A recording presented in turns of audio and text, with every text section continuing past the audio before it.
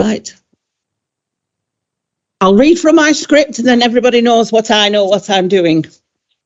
Right. Good evening, ladies and gentlemen. Welcome to the meeting of this council.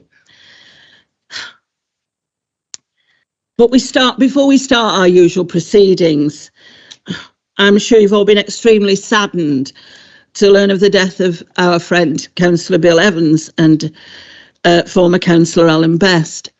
It seems to me that nearly every meeting we've had to have a minute's silence for somebody. So we will now observe a minute's silence for Bill. You don't have to stand, just spend the time thinking about Bill and about Alan if you knew Alan. Thank you.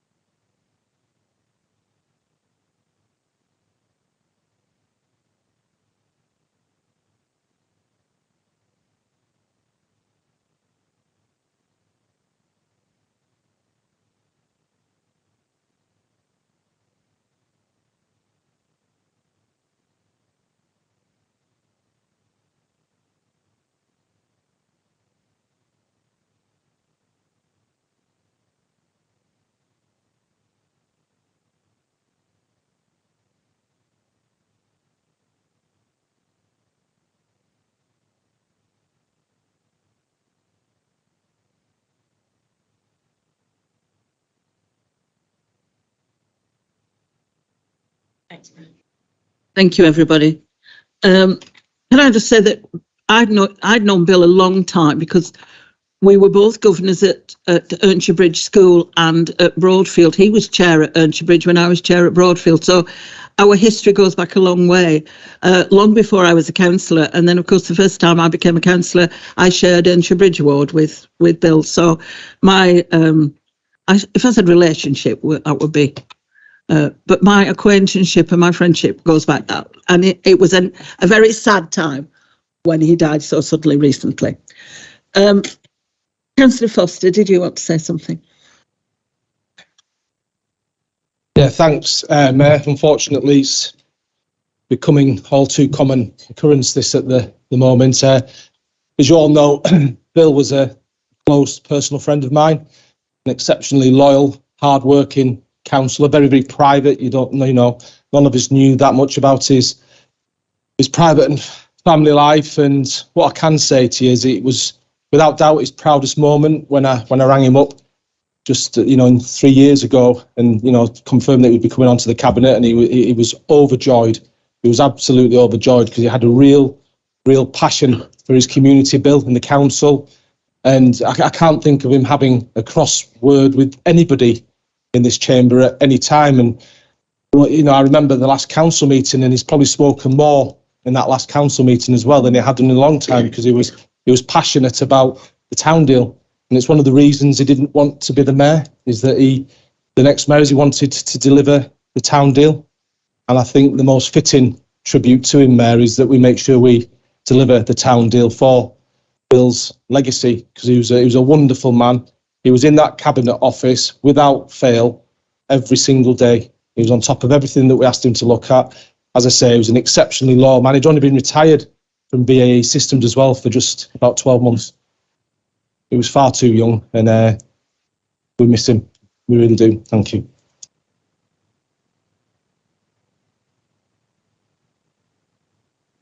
Thank you, Mayor.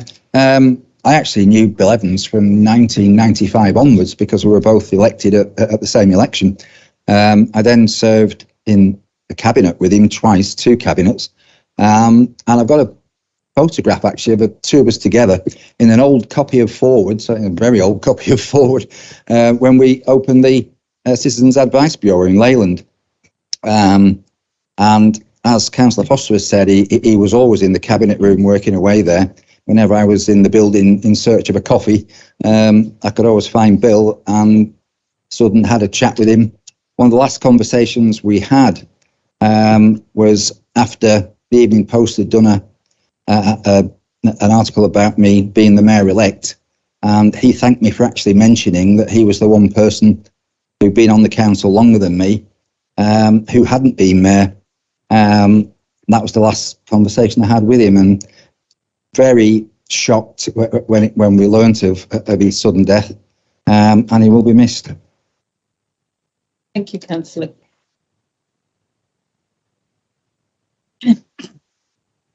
Councillor Bill Evans was a much respected and loyal member of South Ribble Borough Council for many years.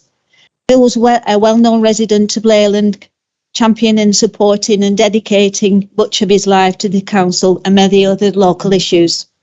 More recently, as Cabinet member, he worked tirelessly to bring about the delivery of the Leyland Town deal, and he will be sadly missed. Bill was always friendly and enjoyed a chat over any subject, and his untimely death is a sad loss felt by us all.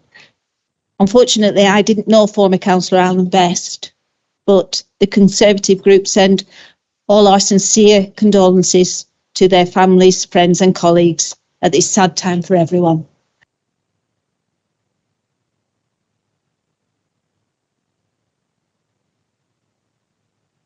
Thank you, Mayor. No, it's item number 6. Thank you, James.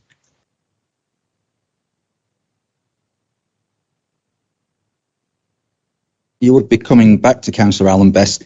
I knew Alan for 8 years when we served together on both, Hamertham Town Council, because he was on South Ribble when I wasn't. And he started off as a Conservative. He then crossed the floor and joined the Liberal Democrats. And he joined the Liberal Democrats on a point of principle, which was something I might have mentioned in this council chamber before, which was £30,000 for a set of floodlights at Priory. He was totally opposed to that, and he crossed the floor on the back of it. So he was a councillor for Kingsfold for 4 years, and then he was a councillor on the town council in Penwitham, because he stood down after 4 years on this council for Broad Oak as well. What Alan did have was a unique ability to upset all three sides at the same time, because he used to come up with some weird and wonderful schemes without necessarily having discussed it or agreed it with anybody, and then would run off with it. But 8 years service to his community, I think, is commendable. And again, very sad the circumstances under which he has now passed away. Thank you, Councillor. Thank you, Mayor. I'll first of all associate myself with the comments that have been made about Councillor Evans, and may he rest in peace. But it was regarding former Councillor Best that I wanted to speak. So I think back to the 2007 election when Councillor Best and Councillor Bloor were fighting the Kingsfold ward, and I was involved in helping out in those elections and supporting them. And he was really pleased when they both got elected. And then straight after that election, Councillor Mrs Smith became the leader of the council, and she initiated the lead members for the first time, I think, at South Ribble. And I was appointed as a cabinet member, and Alan was appointed as my lead member. So I got to know him quite well during that period. And he did his best for the council, and he did his best for his community in Kingsfold, certainly. Alan was always one of life's characters, always having a joke, and was, as I say, one of life's characters. But he will be missed by his friends and his family, and we send our best wishes to them, and we remember Alan fondly. Thank you, Mayor. Thank goodness.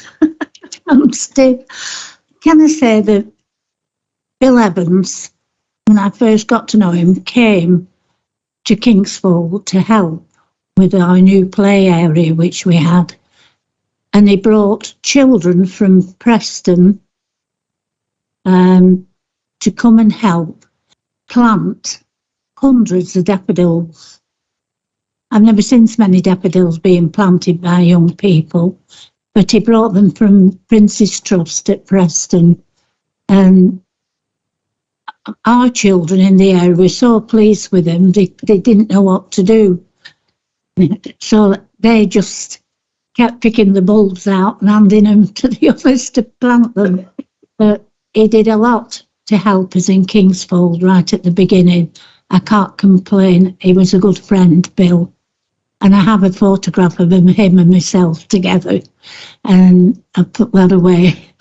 And the other one is Alan Best.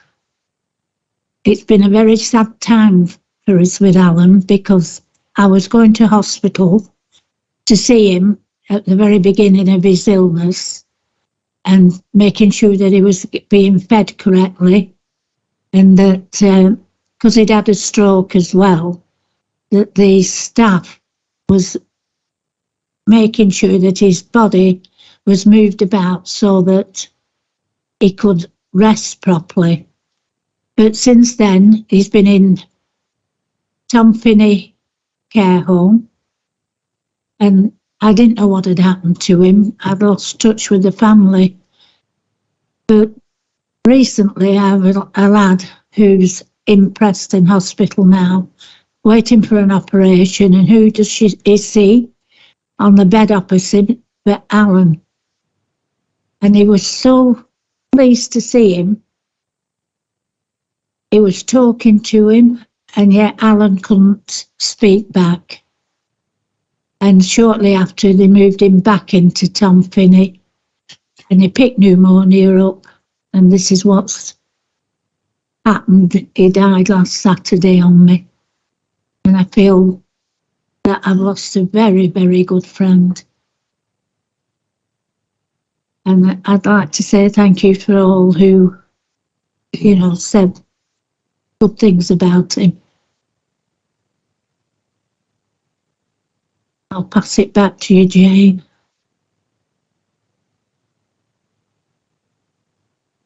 Thank you, Rainey. You're right.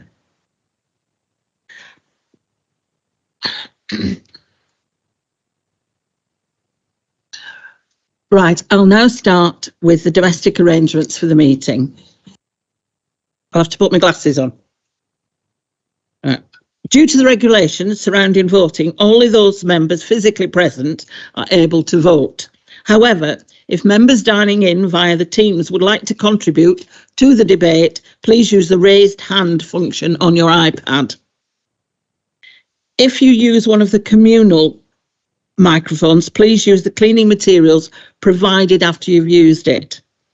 Mobile devices, please ensure that all electronic equipment is either on silent mode or switched off to minimise interruption. The meeting is being live streamed during the open session for members of the public to watch. Good evening, everybody on YouTube. I hope you'll have a very enjoyable meeting. Is there nothing on telly tonight? If you would like to speak, please press your microphone to let me know, and then I will invite you to speak when your microphone will turn red. Item number 1, apologies for absence. Have we any apologies for absence? Mayor, we have Councillors Ogilvie, Moon and Higgins, and Councillor Alty, but Councillor Alty has joined us online. Thank you. Declarations of interest. Sorry, Councillor Walton. Cliff Hughes' apologies as well, please. Thank you. Declarations of interest. Members are reminded of their responsibility to declare any pecuniary interest in respect of matters contained within this agenda. Are there any declarations of interest? No, thank you. Item 3, minutes of the last meeting. This item is for decision. Can I please ask the Leader of the Council, Councillor Paul Foster, to propose that the minutes be approved? Moved, Mayor, thank you. Is that seconded? Right. Any questions on the points of accuracy? No. Right. Councillor Tomlinson wanted to speak. Thank you. Thank you, Mayor. I'm not asking for the minutes to be changed because what I'm going to refer to isn't actually in the minutes. But members will remember at the last meeting we talked about the facilities management audit that went to the governance committee, and I referred to a previous audit that had been carried out and not acted upon. Just because of what's been happening nationally recently, and I'd really rather be absolutely truthful about everything. I did quote the year wrong in which that audit was taken. It wasn't 2018, it was 2016. I also understand that some members assumed something which I didn't say, but I will put the record correct. From questions that were asked afterwards, some members assumed that that audit was carried out by our own internal audit team. It wasn't. it was an audit commissioned by our former chief executive in 2018 and then not acted upon. Thank you, Councillor. I'll now hand over to any other points to be made about the minutes from anybody? Just a button. No, sorry. Oh, Councillor Margaret Smith. Thank you, Mayor. I appreciate what Councillor Tomlinson has just said. I was going to bring this up under items to questions to the portfolio holder, but I will bring it up then because I do think it's an important matter. And the explanation I've just been given, I am not satisfied with, so I will be bringing it up under that item. Thank you. Councillor. I'll now hand up. Anybody else want to say anything? No? You can use the buttons for the vote. Right, so you can use your buttons for the vote, everybody.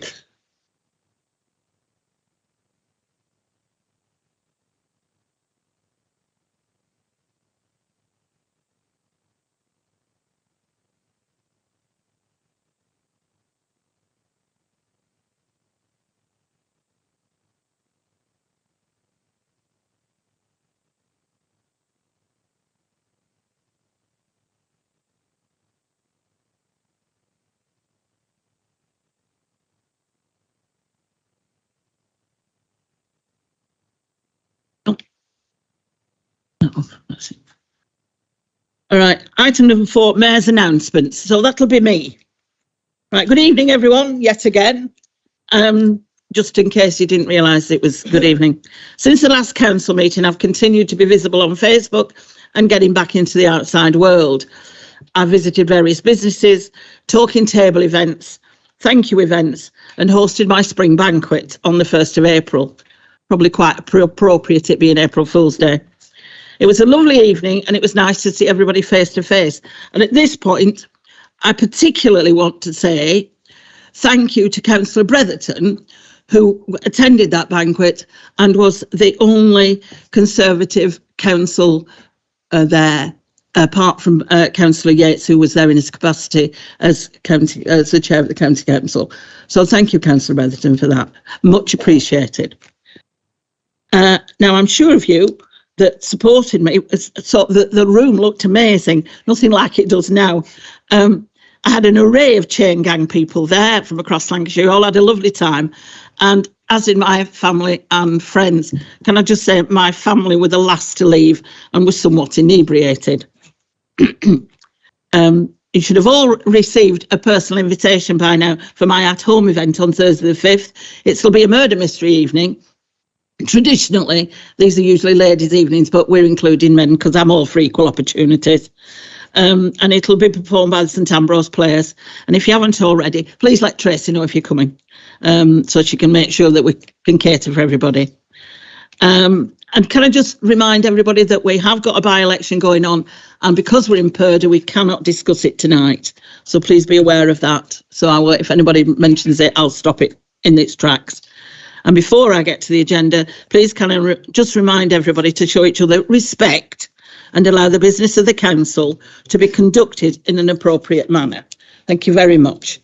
And now we've got members of the public in the building, and they've come about a particular item. So I'm going to move items 14, 15 and 16, which is about the taxi licensing, to now. Councillor Flannery, thank you very much. Thank you, Mayor. Good evening, everyone. Agenda item 14, the amendment to taxi licensing policy, the driver knowledge test. I'm sure you've all read the report. Yeah. There's a pause there for a particular reason. So, there are members of the public here and members of the taxi trade who participated in all the items you're going to see tonight. So thank you for attending again tonight, and thank you for your contribution in terms of the consultation. So I want you to obviously note the report. In agenda item 14, there was 3 options considered, and the licensing committee opted for option 3, which is keep the test in place but remove the local aspect of the test completely, keeping a section of the test as a competency test for basic English, numeracy and a test for using a satellite navigation system. So members are requested to formally adopt the agreed proposal following the approval by the Licensing and Public Safety Committee on the 8th of March 2022. Thank you, Mayor. Sorry, is it seconded? Thank you, Councillor. Are there any questions from members of the council? No. Are there any questions from members of the public? No. Right. So can we take this to the vote, please? Are we using our? Yeah. We're using our buttons. I'll find it. Yep.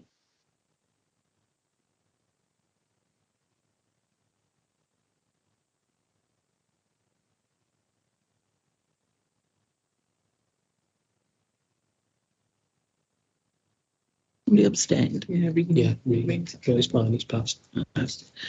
Right, that's passed, thank you. And we'll move on to item 15. Councillor James Franley, present the report, please. Thank you again, Mayor. Yeah, agenda item 15. This is statutory HMRC checks for taxi and private hire driver applications. This is a statutory requirement. So in other words, we've got to do it anyway. Yeah, so members are requested to formally adopt the agreed proposal following the approval by the Licensing and Public Safety Committee on the 8th of March 2022. Thanks, Mayor. Thank you, Councillor. Is this seconded? Thank you, Councillor. Any questions from members of the council? Any questions from members of the public? Nope. This can go to the vote.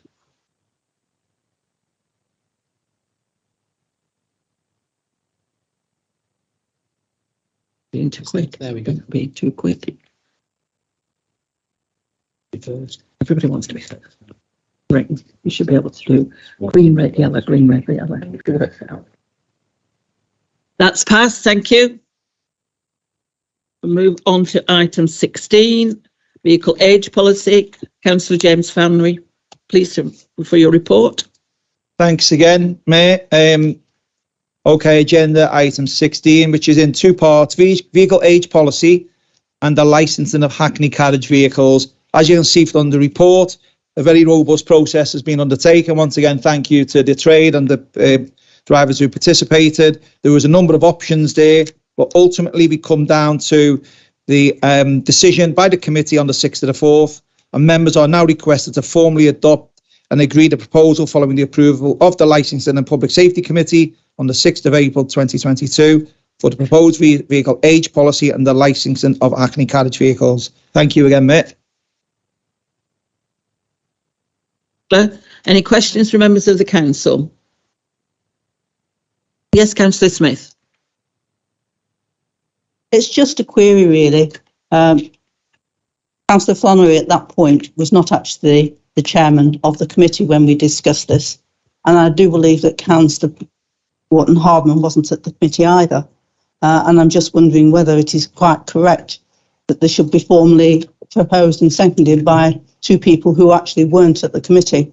I was there as a substitute, as I was at the previous meeting, regarding the pollution from some of the vehicles on a 12-month basis instead of going for 3 years. Plus, this particular item is 3 years out of date, which should have been back with us in 2019, and we're now in 22. But apart from that, I'm quite happy with the minutes. So I was just check whether that is correct. I would like to, please.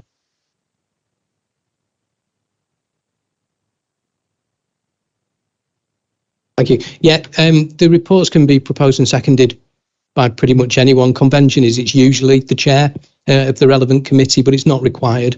And just to take your point, if the chair's absent for any reason, they could still propose reports from that committee as chair. So it is the content of the report that members are approving.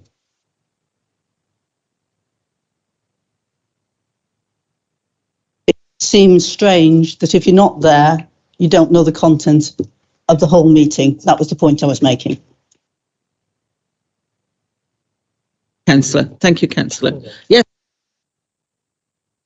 Thank you, mate. Thank you for your comments, Councillor Smith. I was briefed by the chair, who unfortunately can't be here tonight, so I just stepped in as a gesture of goodwill, and that's where it come from. So obviously the accuracy was there, and your contributions, I believe, were very positive as well. So thank you, and I hope it's okay now. Cheers. Thank you, Councillor. Thank you. I've got Councillor Button. Yeah. Sorry, Councillor. Just also want to state I was briefed as well regarding this report. I've read the report in detail and have been present at many committee meetings where vehicle ages have been present, and it is quite right. I wasn't proposing or seconding any minutes of a meeting. I was proposing a report which I have read in great detail. Thank you, Councillor. We're going to the vote now. Yes. Yeah. Yeah. And members of the public, have you got anything you wanted to say? No? No. Right, we'll go to the vote then, please.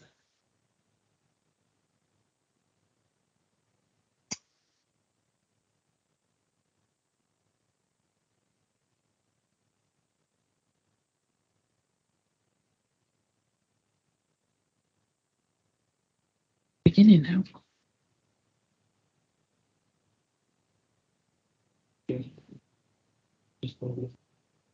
Everybody done it? She wasn't. She done it. Yeah. That's passed. Thank you.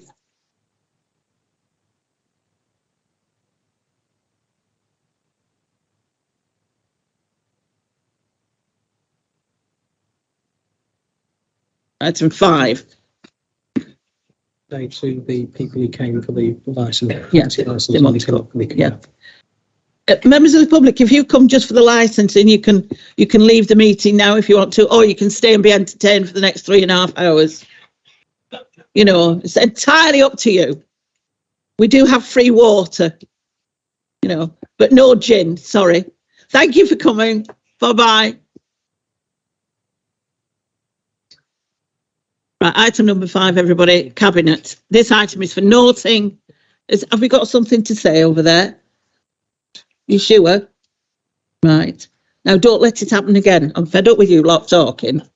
And it applies on this side as well, so you behave as well. It's the one thing that's really annoyed me all the time I've been chair, that people chunner when somebody else is trying to say something.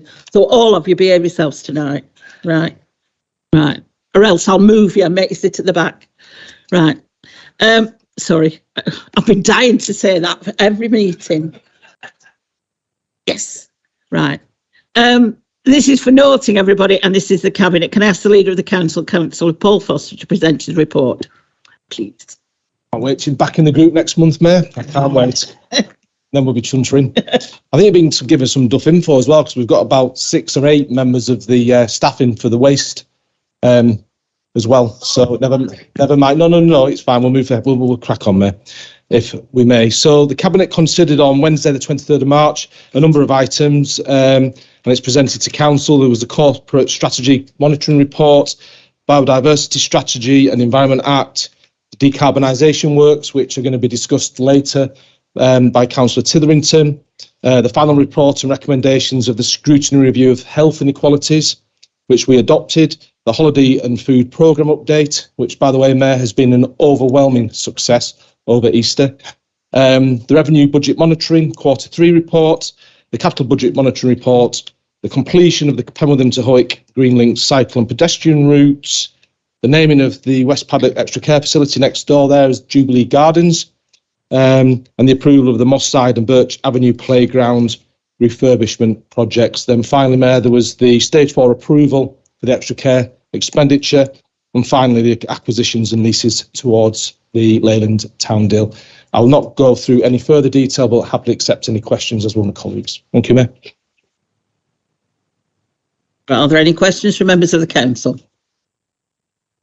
Councillor Paul Watton-Hardman. Thank you, Mayor. Unfortunately, I was unable to attend the Cabinet. However, I received a message from a resident via social media, which they've asked me to pass on to the Council as a whole. And I will read it as it states as follows. I just wanted to message you to pass on my thanks to the Council for the holiday clubs. My children have been to almost all the free activities put on by the Council, and I'm eternally grateful that food is also provided.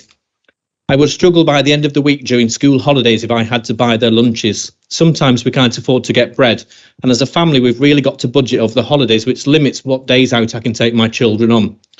We don't live in a third world country, but sometimes to me it feels like I do. Thank you to you and all of the councillors who have supported the holiday clubs. Thank you, Councillor. Isn't it nice to know that we are reaching the people? Thank you. Are there any more comments, questions from members of the council? Members of the public?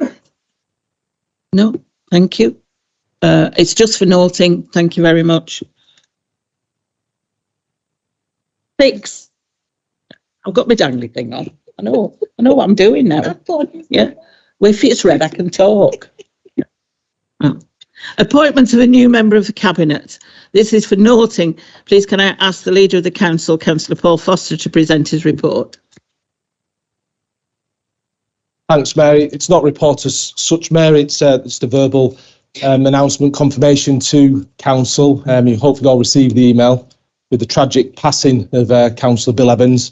There was a requirement for Councillor James Flannery to step into some very big boots, James, and you've all been introduced to him anyway. He's already announced some reports tonight. But welcome, James, and good luck.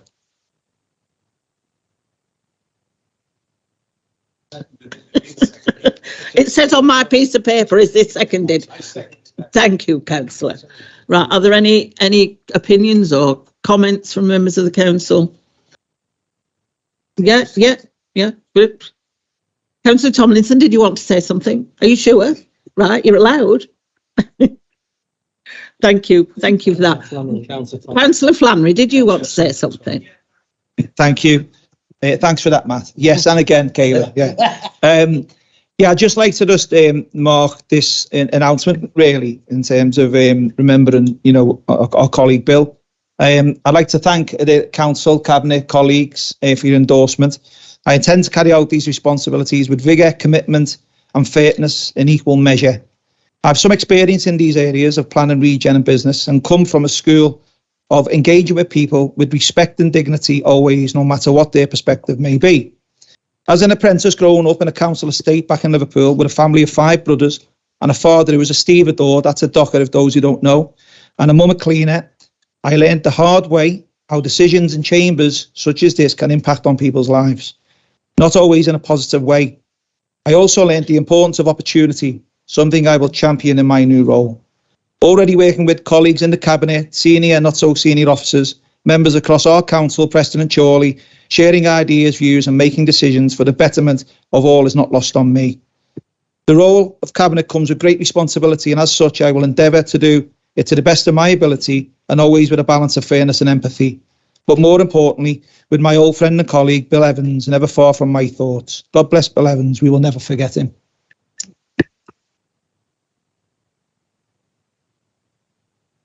Thank you, Councillor. Councillor Phil Smith. Yeah, thank you, Mayor. I just wanted to congratulate Councillor Flannery on his appointment to the Cabinet. I'm sure it's well deserved. I worked with, I'll call him James now, on a couple of projects, certainly handing out potfuls of government money, which we did. I thought did a good job of, and he was chairman of that. We worked well together, so I'm sure we'll get on in the future. Thank you. Thank you, Councillor Smith. Right, I'm moving on now to item number 7, which is urgent decisions. Can I ask the Leader of the Council, Councillor Paul Foster, to present this report? Thank you, Mayor. As Council be aware, we report the urgent decisions to the Council's Cabinet, to the Scrutiny Committee and also to this forum as well. On page 33 of the agenda pack, this starts the decisions that have been made and the reasons why they've been deemed to be urgent. So there was a public sector decarbonisation scheme of the grant offer, the changes to the licensing and other member appointments after Bill's untimely death, the stage 4 approval of the extra care funding it on the site next door, the mutual agreement, the replacement of the Yankee Camp level crossing in Bamber Bridge, and we're really pleased to see that happening. That's been a long time in planning. The practical support payments were another 2 decisions, and the final 2 decisions, Mayor. And as always, we're happy to take any questions that any members may have. Thank you. Councillor, questions from the council? Anybody? No? No members of the public? Oh, giving everybody a chance tonight. Well, that's just for noting, everybody. Thank you. Item number 8, Scrutiny Committee. This item again is for noting. Can I ask the Chair of the Scrutiny Committee, David Howard, to present his report, please, held on the 17th of March and on the performance pound held on the 21st of March. Thank you, Councillor. Thank you, Mayor. If I could move the minutes of the Scrutiny Committee, report of the Scrutiny Committee from the 17th of March. We did have a very long session scrutinising shared services. We would also have scrutinised community wealth building as well, but unfortunately, Councillor Belinsky-Gelder wasn't too well that night. I hope she's now well recovered, and that will be for the delectation of somebody else, because this is the last time I'll be presenting this. We also then had the Budget Scrutiny Committee on the 21st of March, and again, it's set out there in the report, and I would like to move both. Thank you, Councillor. Is that seconded? Thank you, Councillor. Any questions from the members of the council? No? No questions from members of the public? Nope. Thank you. Just for noting, everybody. 9. And this is Governance Committee, and this again is for noting. Can I ask the Chair of the Governance, Councillor Ian Watkinson, to present the report, please? Yeah, thanks, Mayor. Pleased to move the general report of the Governance Committee, which was considered on 29th of March. The report is in the pack, so I'll just summarise a few of the highlights. We did hear an audit report update and progress on the outstanding agreed actions from the review of facilities and building management. Review of all other council buildings has now been completed, and the remaining actions, including the training of additional fire wardens, which was something brought up, has been done, and we got some reassurance that all regular testing was up to date. I think there's one outstanding action to come forward in September. We also heard a report and we heard about the internal audit plan for April to September 2022, a little bit different to the way it's been done previously, where we'd normally receive a 12-month plan. However, in response to some of the challenges that we faced recently, and to allow us to be more agile and dynamic, the officers recommended, and we approved, that the plan would be delivered 6 monthly. So that was something else considered. We also heard a local code of corporate governance update and report, and we also heard in more detail the auditor's annual report, which I did mention in the previous meeting, and the letter had been circulated to everybody then. But for me, the key messages are still generally, well, very positive messages of improvement. There were no statutory recommendations in the report. External audits acknowledged the significant amount of work completed and still being undertaken to strengthen the governance environment. And whilst there were some weaknesses identified for the period 2020 to 2021, it was acknowledged that these have been addressed either wholly or in part since that period. So we've now got a framework. The next challenge for the council is to embed our commitment to it and continue our journey of improvement. Thanks very much. Thank you, Councillor. Are there any questions from members of the council? Karen Walton, please. Councillor. Oh, you've come up on my thing. Councillor Damien Bretherton. Had you pressed the wrong knob? No, I haven't pressed anything. Oh, somebody had. Me. Yeah, thank you. We Stand up. so we did. There was a part of the meeting when we discussed contracts and whether they should be signed or not. I noticed it's not mentioned here, but I'm just hoping that the debate that we had will be in the next governance committee meetings. So we're still not 100% sure on the importance of signing contracts. It'll be interesting to see what outcome that is. Thank you. There's not a reply to that. It's a wait and see. Right. Thank you. Any more questions from members of the council? Nope. Okay. Just for noting, everybody, we're now on to item number 10, which is the extra care project, the West Paddock budget approval to follow, it says. It's deferred. This one's deferred. This is deferred. Do apologise. It doesn't say deferred on my piece of paper. Moving on to item 11. Right. Investment in council leisure centres. This item is for decision. Can I please ask the member for health and wellbeing, Councillor? Oh, right. Sorry, Councillor Green, did you want to say something? Seek clarification from yourself as the mayor of the borough. The next two items in particular, but maybe other items on the agenda. I'm just wondering whether it's appropriate that we should be considering them, given that we are in a purdah period, as you referred to at the beginning of the meeting. I mean, I'm happy for us to consider these, but I'm just wondering on what the statutory guidance would say about considering these items and the associated publicity that would support those as well. I'm just seeking your guidance and advice for us, please. It's a valid question to raise because there is a forthcoming election. Purdah does not prevent the business of the council continuing, and this is clearly business of the council. The restrictions on Purdah relate to the use of council resources to promote a particular candidate, party or political point of view. The reports in front here do not do that. And I think the other thing just to take into account is that it's not a borough-wide election, it's relating to a single ward, and the matters in these reports are borough-wide rather than something that affects an individual ward that could influence that election. Does that answer that for you, Michael? No, I can tell by your body language. I would have concerns over the explanation that's just been given, because I think, yes, it is about one individual ward, but nevertheless, issues of such importance do have a massive impact upon the residents of that ward.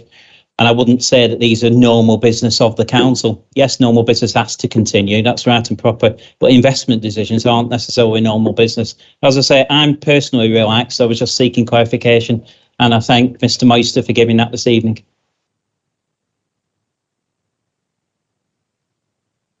Yeah, just to be clear, I think the contents of the report explain why they need to come to this meeting. They are time limited in many respects because they relate to matters that need to be decided now because of the decisions that have been taken previously or ending of contracts. Thank you, Mr. Moister. Right, I shall go back to, can I please ask the Cabinet Member, Deputy Leader, Health and Wellbeing, Councillor Mick Titherington, to present his report. Thank you. I have been warned this may go on longer than 5 minutes. Yeah, well, I mean, it is an important report. I mean, it's 33 pages, so I do think that it needs to be spoken to. In September 2019, soon after we were able to form an administration following a trust and confidence understanding with our Lib Dem colleagues, I presented a report updating council with the situation we had inherited regarding our leisure facilities. In that report, we exposed the fallacy that we were able to build an all singing, all dancing leisure campus for £15 million. It was clear that to build such a facility would cost, at that time, closer to £26 million. The previous Tory administration were planning to close Leyland, Bamber Bridge and Penwitham leisure centres to concentrate on this one, the single facility. In that report, I also made reference to the staggering health inequalities that existed in our borough and this administration's determination to address them.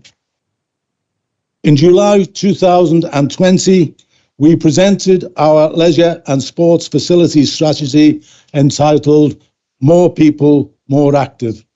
An essential ingredient of that strategy was the provision of facilities and amenities that would allow easy access to activity for all and introduced the concept of leisure local. The desire and determination was to engage with local schools, sports clubs and community centres across the borough to release underutilised facilities for community use. I think our record on this is a proven and proud one. It was evident, Mayor, that all our leisure centres, after years of underinvestment, were now in desperate need and in keeping with our leisure local objectives, we allocated millions of pounds for the necessary improvements. We have remained resolute with regard to the aims and ambitions of the strategy, and there are numerous examples of us working with partners that have benefited our residents. We have taken back control of our leisure facilities, which enables us to be both proactive and reactive. And as with the delivery of any strategy, you have to be and have to remain adaptable, innovative, and seize opportunities where they arise. So with the announcement of the award of the successful decarbonisation bid, it was clear that the benefits that would accrue were not just limited to the delivery of our climate change emergency strategy, but also on the ultimate cost savings that we would have on maintenance and energy. If you are going to invest that amount of money, together with the additional monies that I have referred to, then it is sensible to review and re-examine what you want to get from such a large-scale investment, both in terms of value for money and also the delivery of our strategy. Members are aware that the decarbonisation work is time critical with a deadline completion of March 2023. There are certain improvement works that have to be aligned with the work, and that is why this report we are seeking to reallocate £775,000 for that purpose. Because of the need to get on with the work and for the reasons laid out in the report, we are seeking to use the UK leisure framework to procure the first phase of the investment programme. Beyond that, the report is asking members to note that we will be bringing a further report to the May Council outlining a substantial second phase investment, which, once approved, will see a spectacular revamp of our leisure centres, of our existing leisure centres, with each of them transformed into attractive, modern, state-of-the-art premises which our residents and visitors will be able to enjoy. Mayor, the price of everything is accelerating at an alarming rate. The cost of a brand new facility is now likely to cost in the region of £40 million. By abandoning the concept of the new build and investing in our existing facilities means we will have a fit-for-purpose, modern, properly equipped, and have 4 fit-for-purpose, modern, properly equipped, user-friendly centres situated in their current locations amongst the communities they are seeking to serve. 4 centres for the quarter of the price of 1. Furthermore, in another example of the progress we are making in our leisure local strategy, we are reporting on the partnership working with a local school, Lostock Hall Academy. Where in return for the council investment, we will see the release of school facilities for the use by the community. Lostock Hall is an area of the borough in much need of community-centred assets, and we know that the demand is there. And with this investment, we are meeting that demand too, and I am sure the delight of the good people of Lostock Hall. This will add to our portfolio of facilities available for community use and will show the seriousness in which we intend to deliver our strategies. Likewise, Mayor, members who have been around for some time will be aware of the valiant efforts of the people of Gregson Lane and the Gregson Green charity to raise funds to replace the tired and close to becoming dilapidated current community centre there. Given the current climate, it is extremely unlikely that they would be able to raise the money needed in the foreseeable future.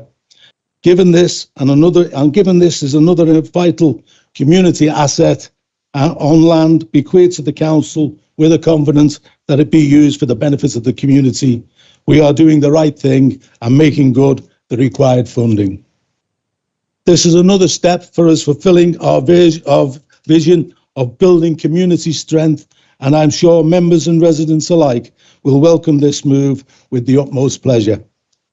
To sum up, Mayor, this report presents a game-changing opportunity to progress the delivery of our strategies on climate change and on leisure and sport. It's exciting, it's ambitious, it has everything to commend it, and frankly, if you're not excited by its contents, I suggest you check your pulse. I commend this report to Council. Thank you, Mayor. Thank you, Councillor Titherington. You were only 7.5 minutes, so well done. Yeah, well done. Is this report seconded? I'm getting this second report and reserve the right to speak later on for me. Okay. Thank you. Are there any questions or comments from the rest of the council? Councillor Belinsky-Gelder.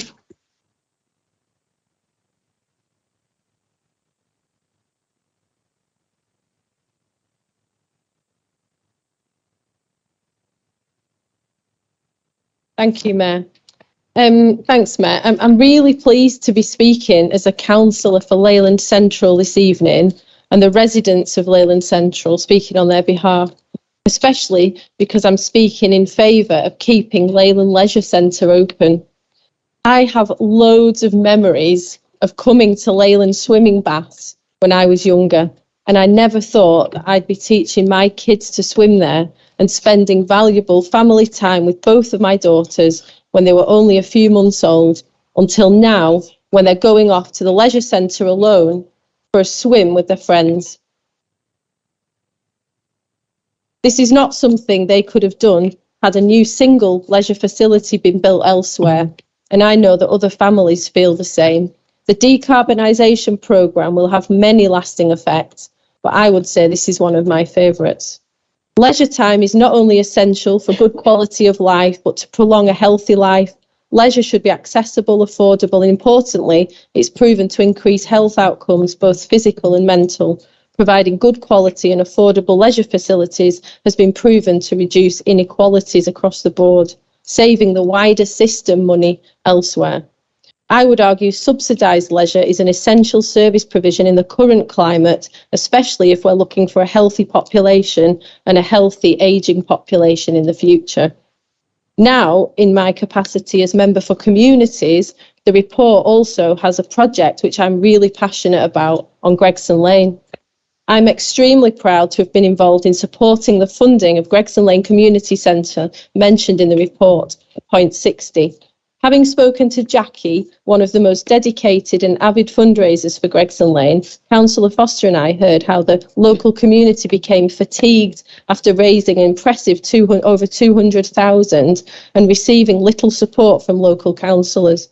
When planning permissions were originally submitted, they were rejected, I would argue, for no other reason than political gain. I cannot express enough my excitement again at this offer to the local community, a community supported one another through COVID and now need an extra boost. I'm happy to support this project. It fits perfectly into our corporate strategy, which states that we wish to create a healthy and happy community, flourishing together in a safer and fairer borough that is led by a council recognised for being innovative, financially sustainable and accountable. Thank you, Mayor.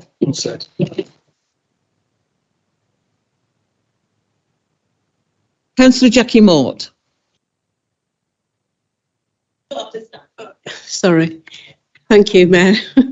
We're very supportive of the grant to Lostock Hall Academy for the leisure facility. As we know, this facility has been well used by the community for many years. When the contract is finalised, it will be appreciated if anything not commercially sensitive could be circulated quickly, and then we can pass on the relevant information to our constituents. Thank you. Thank you, Councillor. Councillor Gareth Watson. Thank you, ma'am. Are you sure? Thank you, ma'am. Well, I'm obviously speaking to welcome the announcement of the grant for the Gregson Green replacement of the community centre. I've been bending the ear of just about anyone who listened to me about this during my time, and it's where was I? Sorry, I do apologise. And about anything that could be done for this much needed replacement for the community. The residents have worked so hard to generate the amount of money they have done with the amazing fundraising they've achieved over the years. And I'm sure they would all want me to give the thanks for this decision. In particular, I spoke to the late Councillor Bill Evans about this a number of times, so I regret not being able to give him thanks in particular for any influence he may have had. I've also to thank Councillors Lomax, Belinsky Gelder and Titherington for the time I've spent talking to them about it as well. Though obviously Councillor Belinsky Gelder, I hope recognises I was actually trying to do my best for this. I don't know if she was referring to myself in that particular previous comment. I know that obviously Councillors Marsh and Yates have also put a lot of effort into this, and I'm quite sure my group will be glad to not at least have to listen to me talking to them about this particular project anymore once it's delivered.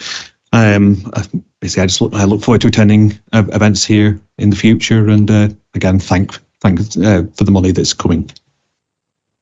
Councillor Matt Campbell. Thank you, Mayor. The report sets out the first phase investment plan for local leisure facilities in South Ribble. Can you inform this council why there's not been any cross-party working or member briefing concerning such a large financial commitment involving all wards of the borough? Why has such an important issue not been discussed by the Scrutiny Committee? And can you commit to bringing phase 2 to the Scrutiny Committee in the future? Thank you, Councillor Matthew Trafford. Oh, is there an answer to that? Oh, can you not sit down again? Are you too old to stand up? Thank you, Mayor. I think it'd be inappropriate for me not to comment on the investment that's going into Loster Hall. Particularly pleased to see that this item's been discussed and that investing in Loster Hall is business as usual. So I'm very pleased to see that. I'm very pleased as well to see the reference to Loster Hall juniors who have been without a home for a number of years now. A team who I actually had a brief period of playing for until I realised that local politics was a far sexier endeavour in my time.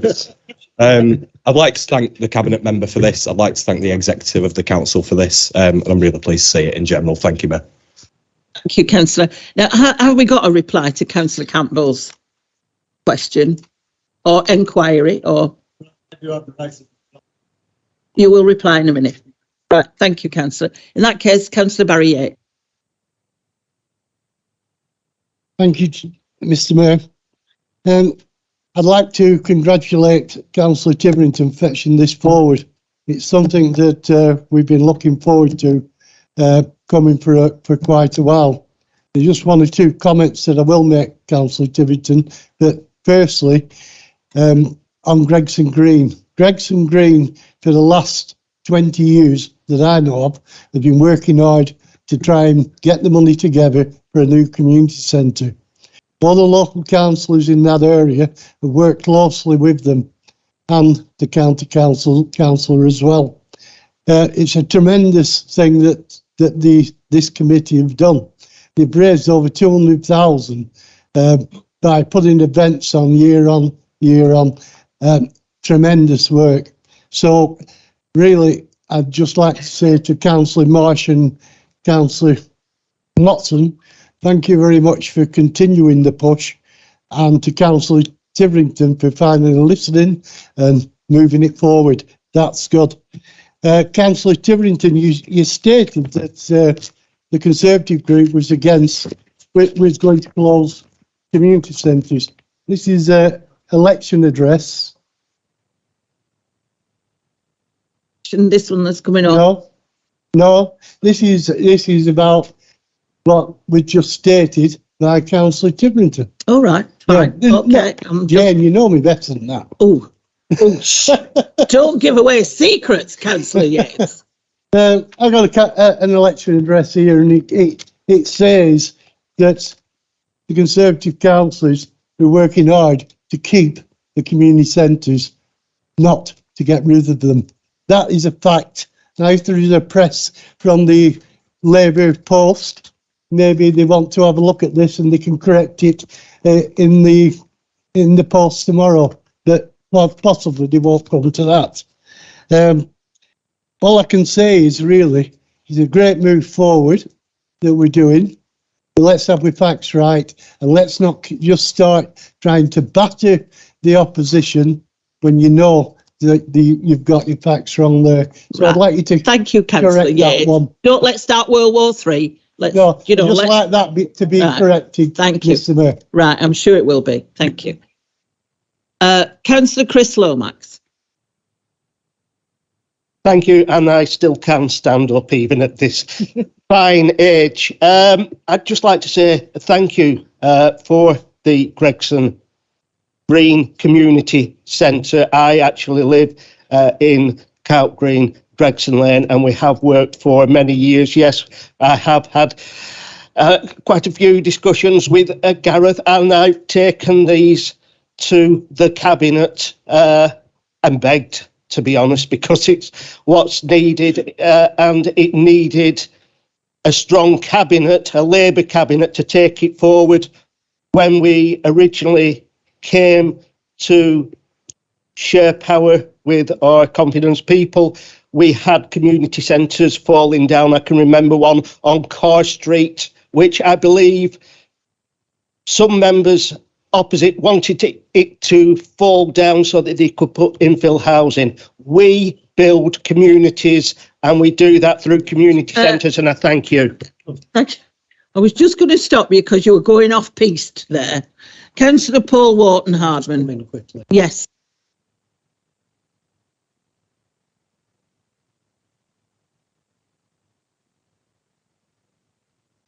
Councillors, please. Right. Okay. We are in an election period. I appreciate this is a political environment, but please leave the electioneering out of the chamber tonight. This is about the matters in front of you. I've heard a couple of times from both sides raising politics in relation to these matters. That is not what you're here to do on these matters. I appreciate we are a political environment, but can we just move on with it, please? The Mayor was quite right to nearly cut you off. So please don't do it again, because we will just cut off. All right. Thank you. Councillor Paul Wharton Hardman. Thank you, Mayor. I just want to firstly thank the Cabinet for bringing these projects forward. They are exciting projects, and we should all be very proud to bring them forward. Councillor Yates, I just want to correct something which I believe Councillor Yates said. We all know he's known for publishing lucrative material. However, he stands and states that the Conservatives are planning to not close any leisure facilities. That's completely untrue. Sorry, what we are talking about is investment in the leisure centres. Can we stay on topic, please? Yeah. No. Yeah. So, Chris is right. We must stay on topic. I appreciate you all want to throw stones at each other, but can we just keep it to what we are discussing? Right. Thank you. Thank you. Therefore, Mayor, I'd like to say thank you to the current administration for refurbishing a number of leisure centres rather than closing them, Mayor. Thank you. Councillor Will Adams. Thank you, Mayor. I'd just like to say this is a really positive policy decision, which will impact all corners of our borough. I think it's really exciting for our residents to hear of that. I remember after being elected, one of the first things I did was visit Pemberton Leisure Centre and speak with the manager there, who at that point was quite concerned about the future He was very uncertain. He was concerned about his staff. He was concerned about the residents as well that they represent, that use their facilities, and what the future might hold for them. So I think, you know, it's so refreshing to hear about the vision the council now has for health and well-being and our residents. I think it's even more exciting to see the potential benefits that might come from this policy decision. Now having full control of our leisure facilities, this will allow us to target specific areas of ill health and health inequalities in our borough, which for me is the most important thing here. We hear a lot of rhetoric about prevention, particularly within the NHS, but we rarely see much action. And I think this policy decision, I'm proud to be involved with this council, because our actions and our policy decisions aren't just rhetoric. They are decisions that will improve the lives of residents. And lastly, I think what will really make our leisure local strategy a success is that this council will collaborate with other partners who share our vision and our principles, which is what will benefit our residents rather than the shareholders of Servco. Thank you, Chair. Thank you, Councillor. Very sensible. Councillor Margaret Smith. Thank you, Mayor. I actually wasn't going to rise to speak on this item, but I just wanted to say I think it was inevitable that the way the recommendations have been put together would lead to political debate. And some of the debates that have been, or comments that have been pushed across the chambers this evening, I think have been uncalled for. And certainly I would like to correct the statement made by Councillor Lomax that Carr Street Community Centre, well, it's not a community centre, it was actually for older people, was ever going to be considered for housing by any person on this side of the council. And I think it was quite wrong for him to say that. And I hope he would like to retract it. Thank you. Thank you, Councillor.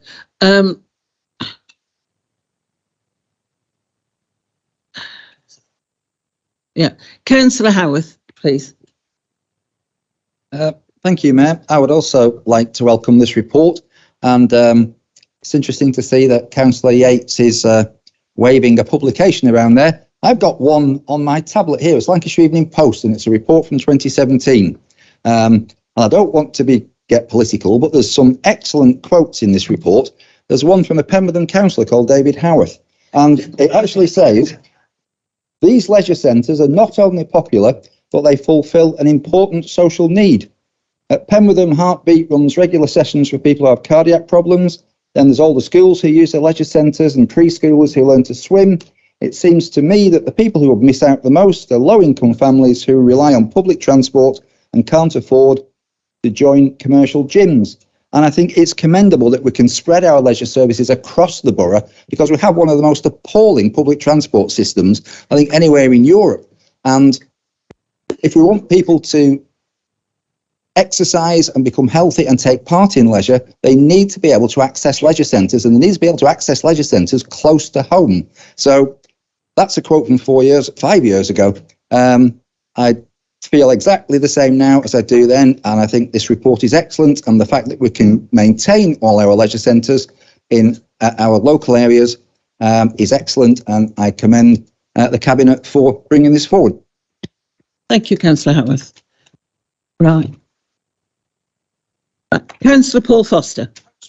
I'm going to, if I may, raise a point of order, because I've got a real concern here why we have, fortunately, Chris, I'm going to complain to you, the monitoring officer trying to prevent political debate in a council meeting about an exceptionally important issue that is politics, Chris, right?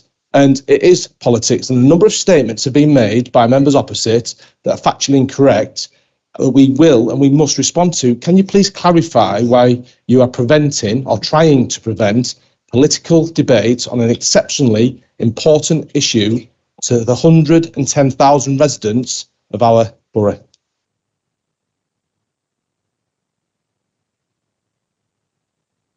Councillor Yates. Chris. Councillor Foster rose on the point of order. They didn't say which point of order he was rising on.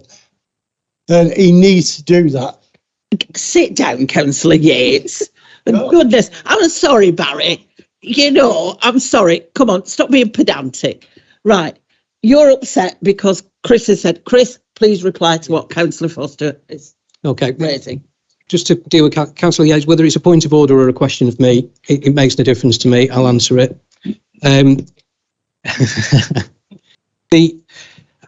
Yes, this is a political environment. This is a political chamber.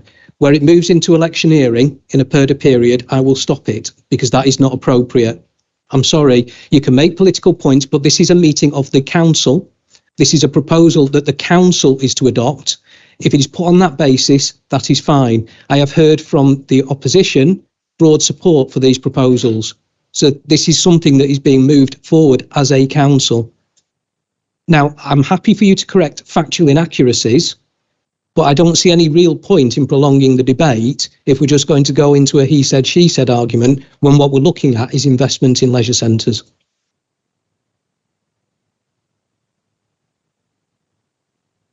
I think that is a terrible decision by the monitoring officer.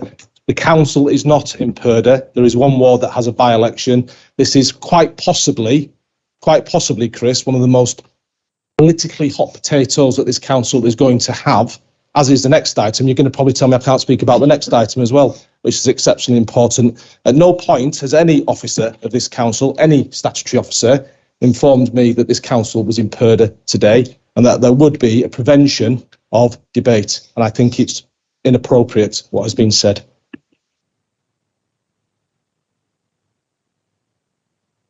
Well, I'm sorry, I have to disagree that purdah has been communicated. Purdah was clearly been communicated to all members because I've seen the email that went out. We are in a purdah period. It applies to council business. It applies to council business, yeah. The use of council resources for electioneering is not appropriate. We have to be careful.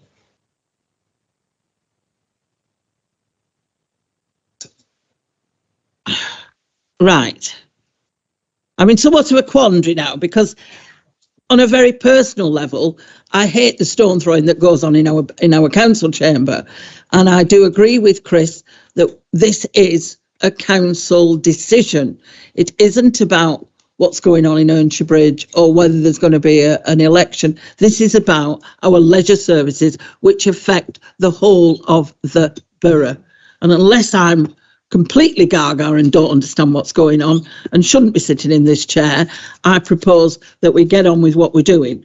And I'm going to move on now. And please be warned, if it's mentioned again, I will ask that person to leave the chamber. Right, that's well within my powers. Right, Councillor Matthew Tomlinson. Thank you, Mr. Mayor. I'm going to speak to the report, as I'm sure everybody will be relieved to hear. And I'll take my lead from Councillor Bielinski-Gelder in separating my comments into two.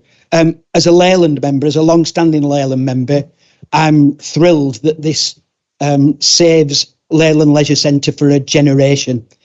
I'm old enough to remember when that was built. And in fact, in that leisure centre, there's a stone plaque that names every member of Leyland Urban District Council who fundraised to build that. And my father-in-law's name is on that. I had my name down for that stone if it was ever demolished. I was going to put it in my back garden. It looks like I'm not going to get it. And I'm thrilled that I'm not going to get it.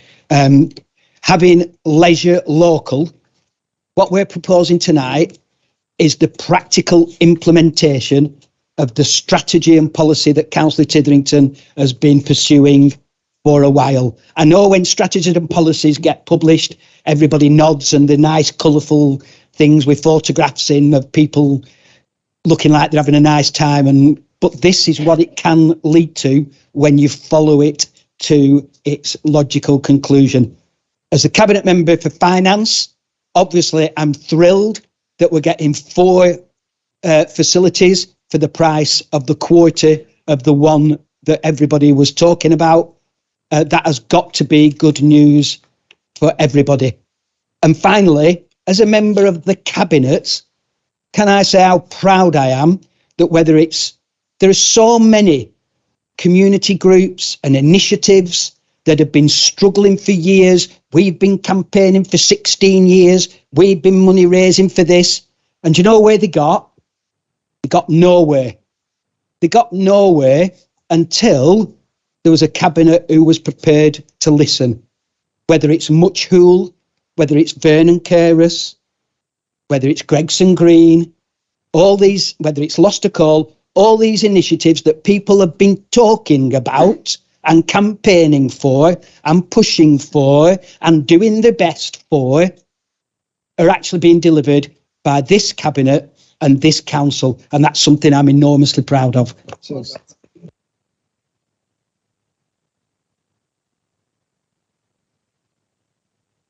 We've got a clue what I can and can't say now, Mayor, if I'm being bluntly honest with you. I haven't got a clue what I can and can't say. And if you ask me to leave, I'll leave. It's got to go to the vote, I think, actually, but never mind. I'm just going to try my best with this. It's not the easiest thing to do, not be political as the leader of the council, but I will try my best, I promise. I think this is singularly one of the best, most promising announcements that we'll make as an administration, as a council for our local communities. Those leisure centres, Mayor, all 4 of them, and I was lucky enough with the Chief Executive to go around them all yesterday, again, to see the staff.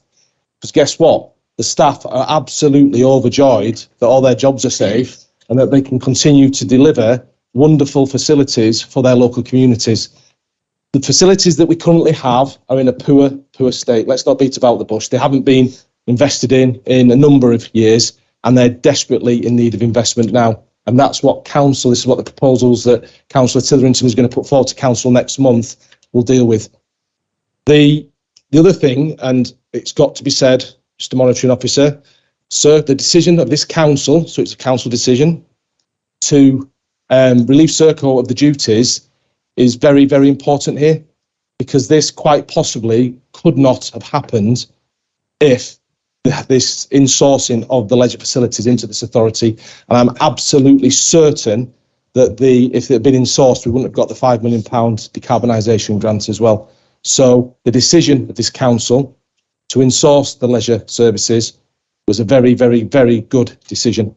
When you look at the budget numbers as well, moving forward, we're actually delivering more, Mayor, and we're making savings on what we're paying in that Serco contract. Councillor, you asked about the comms to do with Lost Call Academy. They're on with that now, Jackie.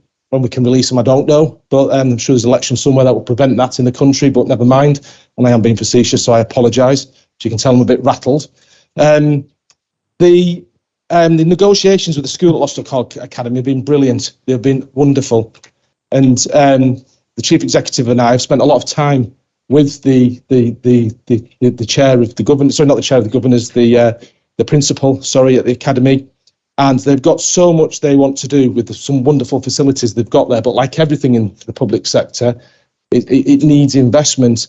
And you know what they turned around to us and said? They said, we're so pleased of our intervention and our support because they've now got £300,000 we can spend on something else for kids. The kids in Lost Call and Brig, who predominantly occupy this school, need that money. And so this is, as someone mentioned earlier, it also gives an opportunity now for Lost Call Junior Football Club. We have about 600 kids that play football week in, week out, who are desperately needing a home. And that's something Councillor Titherington is looking at additionally now during the summer with the academy. Gregson Green, those guys have fundraised for years and years and years, and they've actually got to the point where they're just struggling to raise any more money. Councillor Belinsky-Gelder and I were approached by the chair of the fundraisers up there, Jackie. We went round. Do you know what? It fits perfectly with what this council's trying to achieve, and that's giving the community a centre that can all relate around. They've raised £200,000. When you go down Gregson Lane, it's on the big side of the house, but that thermometer's just not going up very far at the moment. Tell you what, it's going to go up to the top tonight after this decision, and they can get on. And what's even better is this will be delivered by the end of the summer for that local community. And I think it's wonderful news. Councillor Yates, we'll leave that, maybe deal with that later. Thank you. Cheers. Well controlled, Councillor Foster. Well controlled.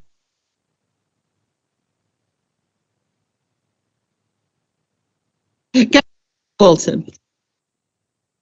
Yes, I also welcome the investment at Lost Hall Academy. I spent many hours watching football on that field and taking part in lots of school activities on that field, and going to yoga classes in the sports hall. It's good, but it isn't a new facility. But I'm glad there's investment in it. Also, again, with Leyland Leisure Centre, with 3 children, I spent many hours watching swimming lessons there at Leyland Leisure Centre. My only concern is with the investment in the leisure centres is we need to encourage the health and well-being of our residents, but will there be enough capacity with the 4 leisure centres to accommodate all this with the school swimming lessons and everything? It's just an issue that I thought about, because when I used to go with my children, it was always packed, Leyland Leisure Centre, whatever. That was just another issue. Can I bring up an issue that Councillor Titherington brought up about the proposed new leisure complex? Is that all right?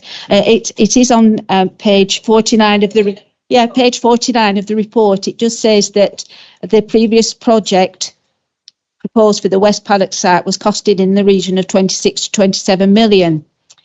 Well, I don't think this is quite correct, because in February 2019, an amount of 14,820,000 was put in the budget for building a new state-of-the-art leisure centre. So I just think that these figures, I don't know where they have come from, but they're not true. Thank you. Thanks, Councillor Walton. Mick, you can come back on that in a minute, if you will. No, we've got Councillor Phil Smith.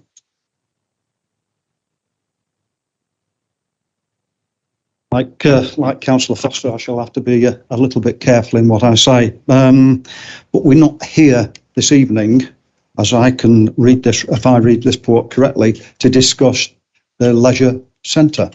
What we're here to discuss are the recommendations, which are 6, 7, 8, 9, 10, 11, 12 and 13, which are clear.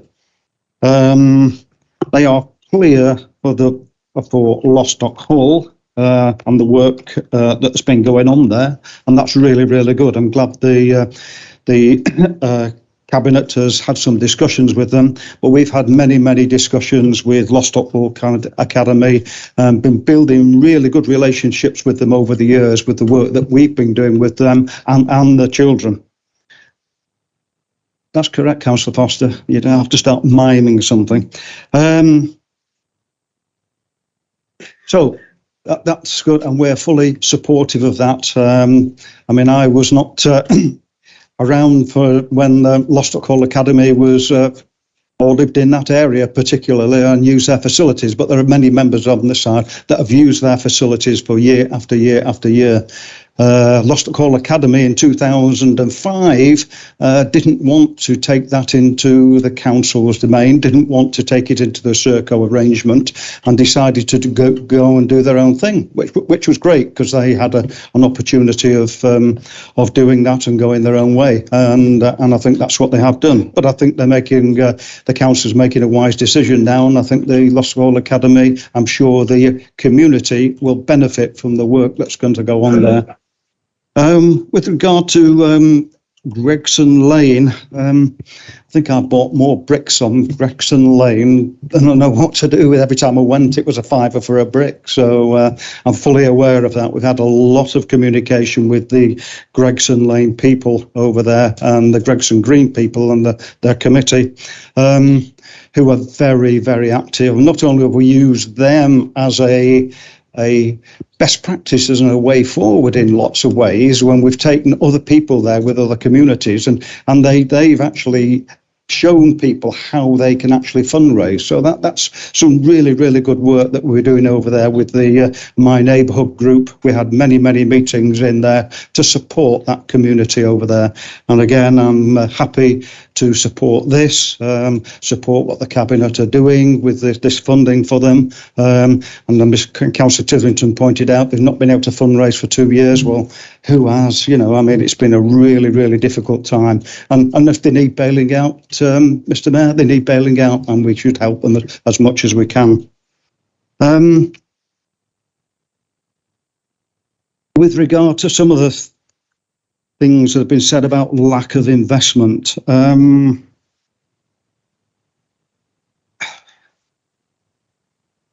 it was a budget that was been set in legal agreements with Serco and with the Leisure Trust that fixed those budgets.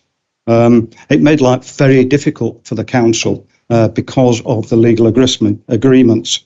But this council certainly invested, when I looked at paper today, somewhere between, and it's one that went to Cabinet, 1.2 and 1.6 million pounds a year in our leisure centres. The members opposite are the ones that have been around long enough, were part of a working party or a working group. I'm trying my best not to delve into anything political, because I'm not. This was a cross-party working group that worked for a year on the leisure facilities and green links, of which we brought a proposal to council. That proposal came to council in December 2000. It was 18 or 17. I just can't remember now. Councillor, I'm sorry to interrupt. Okay. But, I'm just aware that we're looking back rather than looking forward, and I was part of that cross-party, and I understand what you're saying. Let's move forward. Don't let's keep looking back. Let's look forward. This is what we're discussing. The way forward. And that's what we need to be doing. Yeah, I completely agree with you, Mayor. I completely agree. Looking forward is the way to go, and that is the future. There's no doubt about that. Unfortunately, the report itself and what has been already said is also retrospective in lots and lots of ways, which is unfortunate. And that's what's brought the debate out this evening, which shouldn't do. Now, we might have another debate in May, I have to say, when it comes forward in May, which is the correct time to have that debate with regard to the leisure centres coming forward, because this report doesn't really tell us anything, except we're going to look at it. Okay, well, let's look at it and let's debate it at council. But I think that's the right time, and that's not for debate in this report, so I'm not debating that at all. We support all the recommendations in the council. We understand the report. We understand what it's trying to do. We thank the government for the £5 million, I have to say, to help us along with that, because I think that's really good. I just have one question. It might be a bit of a technical question for Councillor Titherington, but nevertheless, I think it's important, and that's on paragraph 37. And it's paragraph 37, which says we will remove the need for the use of gas in the buildings. So all the gas will be removed from the buildings, and I understand that. But it also, we're looking at the air source heat pumps. And my concern is, and some information that I've been gleaning, is that the air sourced heat pumps, and it might be false information there, so I'm just passing on what I've got, would not be big enough, powerful enough to heat the water in a swimming pool. Now, I don't know, but if Councillor Titherington's got that information and assure us that that is the case, that's fine. But the report is the report. We've already agreed with it, and now we're just sort of going to the next stage. Thank you, Mayor. Thank you, Councillor Smith. Right, thank you, Councillor Smith. Back to Councillor Michael Titherington. Thank you. Thank you, Mayor. Me and my kids a long time ago said banned from the house to say we shoulda, coulda, woulda, and I think that we should sort of introduce that into the council. But let me say, I mean, in my report, and when I introduced this report, I mean, I hope that everybody would appreciate that I was being factual, and I was reporting on what we'd already agreed and adapted in terms of the strategy, more people, more active. And I just say the penultimate paragraph in there on my introduction, it says, this strategy is about increasing access for all, encouraging physical and cultural activity with every community across South Ribble, tackling health inequalities and enhancing the quality of life for our residents. And essentially, that's what this report is about. So we can have all the debates about who said that, I was going to do that, we were going to do that. It's our, we're taking the pride. But if you look at it, that's what it's about. It's about the benefits that will accrue to our residents. And what we're proposing in here, and what we will be bringing in May, is that we are bringing the access for activity, for people to engage in activity. And we know that when you do engage in physical activity, it does help mental activity as well. And we've got a declared policy, I think, supported by the whole of the council, that we support that. And that's what this is about. I'll try and answer some of the things that were said. First of all, thank you for the kind words that were said by all the councillors who have supported, this report. It is appreciated. And sometimes, things transcend politics. I mean, and what we're trying to do is for the good of the residents. Then we should rejoice in that, and I know you, Mayor, will believe in that. But in terms of consultation, I mean, I think in the report what I said is that in pursuing the strategy, sometimes things arise where you've got to do something and you've got to react. And you've got to seize the opportunity, and in this sense, is that the opportunity and what has been referred to as the game changer is the successful bid on the decarbonisation. So when we got that was a game changer, and that's why then we had a look at, well, what is our policy in relation to the strategies that we've got, the climate change and also the health and well-being agenda with the leisure local. So that is it. I mean, I'm in relation to what Councillor Walton raised. The fact of the matter is that it is a factual statement.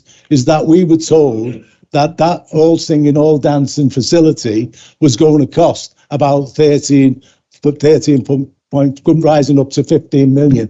We were told that. That's what we were told.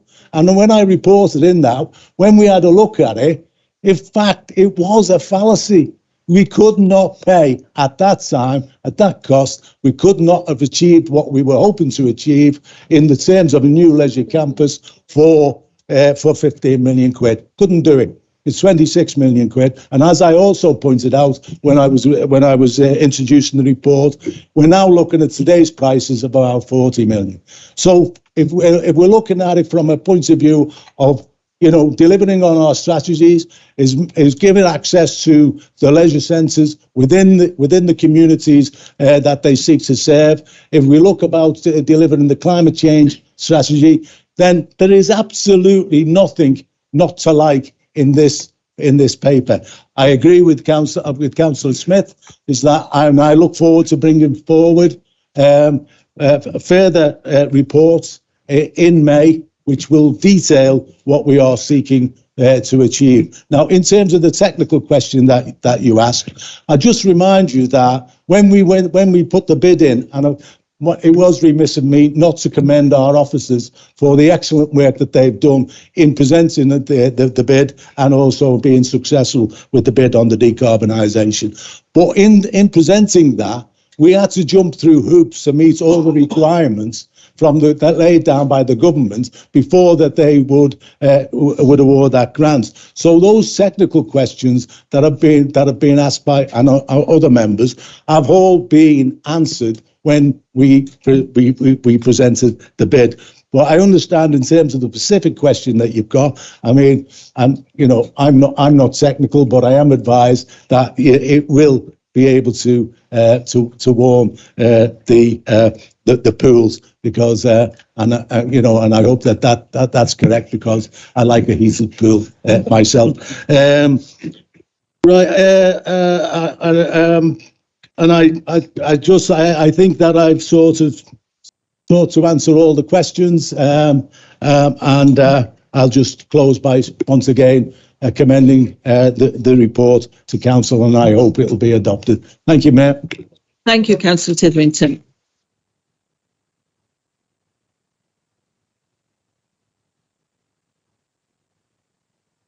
But you now then, I presume you've all read your recommendations, or would you like me to read them out to you? Sorry. Are there any questions from the public? I do apologise. No, I'm looking. No. So now we're on to the recommendations. Have you all read the recommendations? Do you know what you're voting for? Do you want me to read them out? Right. Okay, you can vote on your buttons.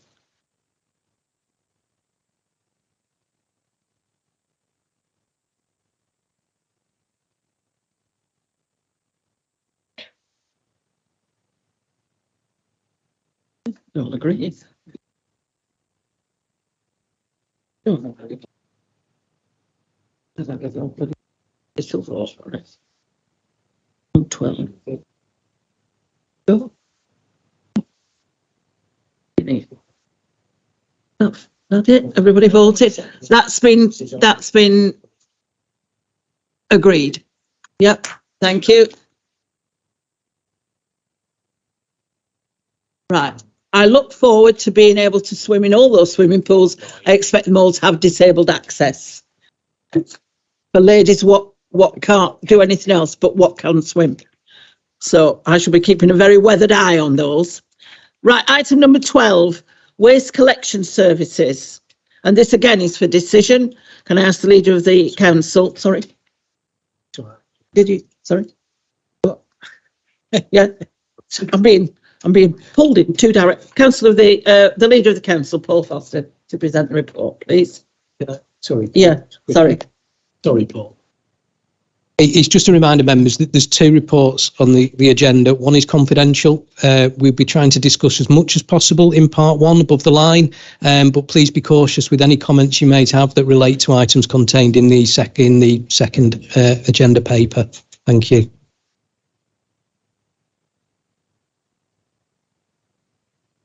Paul Foster. Thank you, and I thank the monitoring officers for his very good points there. So sometimes when you're lucky in the positions I am to be leader of the council, you get an opportunity. To do something for people, and that's one of those opportunities today. So we're bringing forward, as all members will have hopefully read, the waste collection services review. There's two recommendations that have been put forward by the officers, and before I start, Mayor, I would personally like to thank Kasim and his team. I think all members will agree, particularly the Part 2 report, Mayor, that we're not allowed to discuss, but we can make reference to, is exceptionally detailed. And I'm really pleased. I asked Asim and the team to share everything with all members, because it's your duty to see everything. And you'll all see what a diligent job Asim did in the negotiations with FCC. So Asim, can you please pass on my personal thanks to your team and to yourself. So there's two recommendations for us to consider now, Mayor.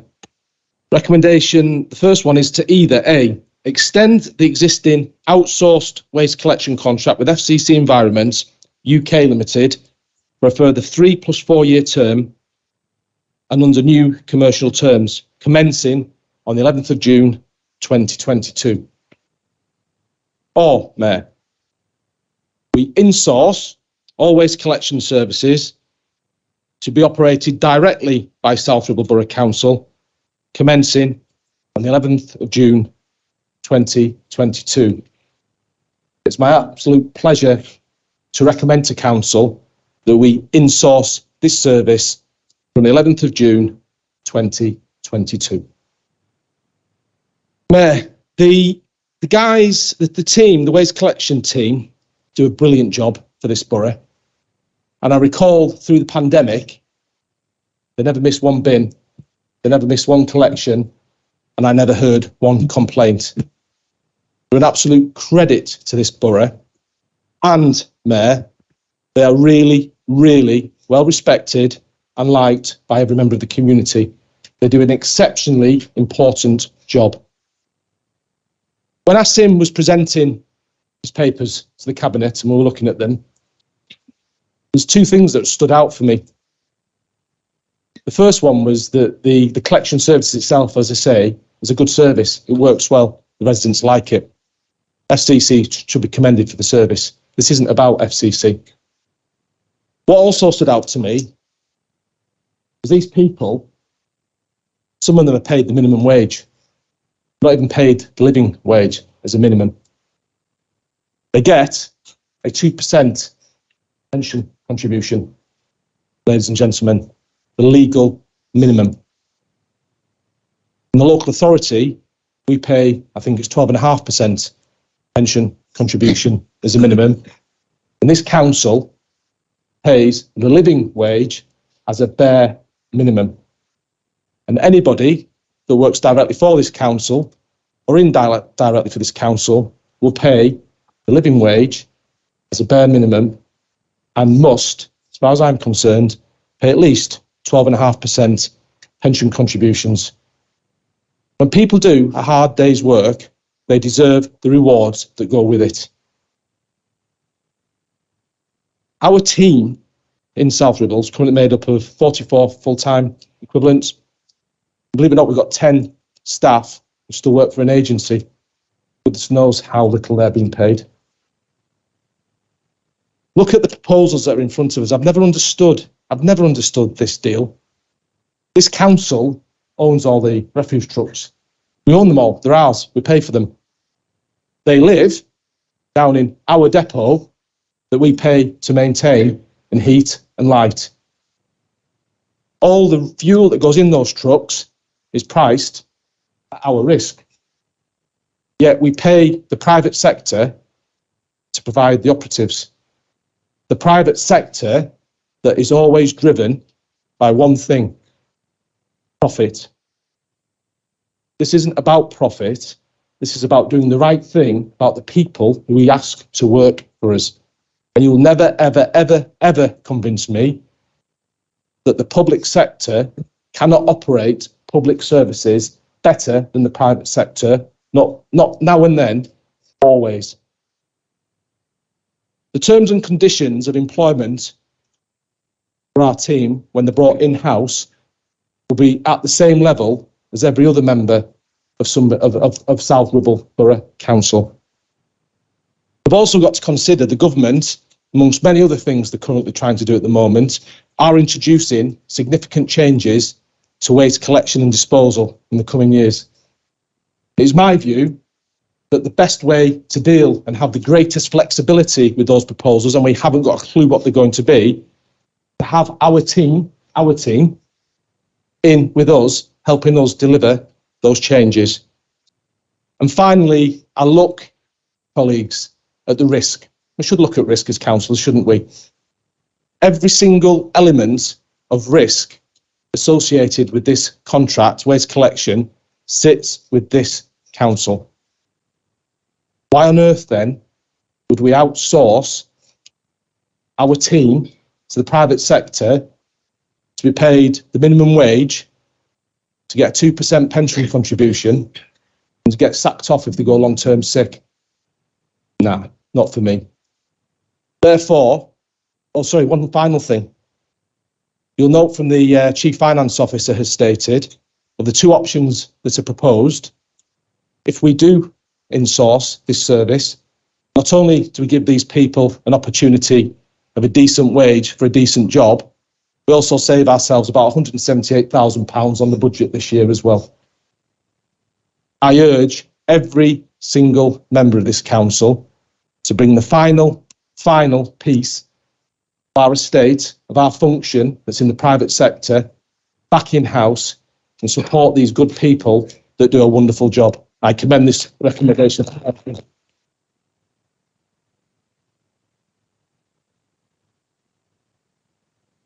Thank you, Paul. Can I add my two pennyworth? Yeah, well, hang on a minute. I'm going to say something first. Right. I'm going to support something that Paul said about our dustbin men. I remember being locked up for 12 weeks, being an old lady, because I was old, and it was a pandemic, and the government wanted us all to die behind our front door. But every week, those dustbin men came and emptied my bin and waved to me. So thanks, chaps. It kept me alive for 12 weeks because I knew there were people out there caring for us. Sorry, I'm crying. I didn't think I would. But thanks, chaps.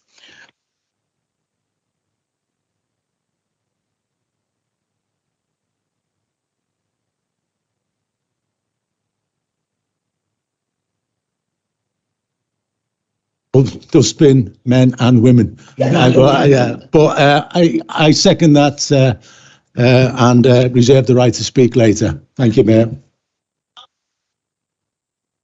Or comments? Sorry. Councillor Tomlinson. Thank you, Mayor. I rise to support the leader's suggestion that we move to an in-house service. And I do want to echo his comments about the service that these operatives of all genders and none provided during the pandemic. Members in here will know I'm a regular user of social media, and in fact it's the way that most of my residents get in touch with me now. I used to get letters and phone calls. I don't anymore. I still get a few angry emails, but mostly I get messages via Facebook and Twitter. And during the pandemic, these people were heroes, and they were heroes with smiles on their faces. And the number of messages I got from our residents whose children were drawing pictures of dustbin men, because they were invariably men in the pictures, dustbin men, and were holding them up, or were writing messages to the dustbin men and sticking it to the bins, and were getting a friendly wave at the same time that they always came every week when we were all either locked in or staying in or volunteering for a food bank or whatever it was we were doing to lead a very unusual life. And then I must admit, I'm guilty here. I had no idea of the implications of the contract. I knew it had been outsourced a long time ago. I knew when the contract was up, and I knew that we were looking very carefully at what we were going to do about it. But for instance, I had no idea these people were being paid the minimum pension provision. And that's my bad. That's my bad, and I'll admit to that. And here's an opportunity to do something about it. And I really think we should do. I compare this to so many big outsourcing, privatisation things that we've been obsessed with for the past 15 to 20 years in this country. What we always do, we outsource the profit. And we publicise or make public the risk. Outsource the profit. There's money to be made. Big companies, Serco, Capita, Virgin, go and make some money. Oh, we're not making money anymore. Oh, well, we'll subsidise it for you. Virgin got millions in subsidies to run the railways and paid the shareholders a dividend. And this contract, when this contract started to go wrong because of the fuel increases, it didn't come out of the contract. We had to find the money. When the HGV driver shortage happened 12 months or so ago, it wasn't FCC who had to go and find drivers. They came to us and said, we're not going to collect your brown bins next week because we can't get the drivers. And then we had to sort it out. And I believe I'm right in saying our friends in Chorley helped us out briefly with that. But I tell you what, if we hadn't collected brown bins, our residents wouldn't have been saying, aren't FCC terrible? What a company they are. They'd have been blaming us. They'd have been blaming us in here and this council. So if there's a risk involved, and if there's going to be big changes coming, let's be masters of our own destiny. Let's get these lads back where they should be. I've said lads and lasses that many times. I'm going to say that lads is now a gender neutral term, if you'll forgive me. Let's get these lads back in house. Let's look after them properly. Let's say thank you for all the efforts that they made during the pandemic. Welcome home, lads.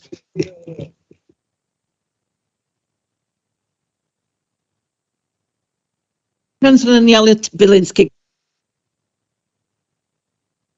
Thank you, Mayor, again.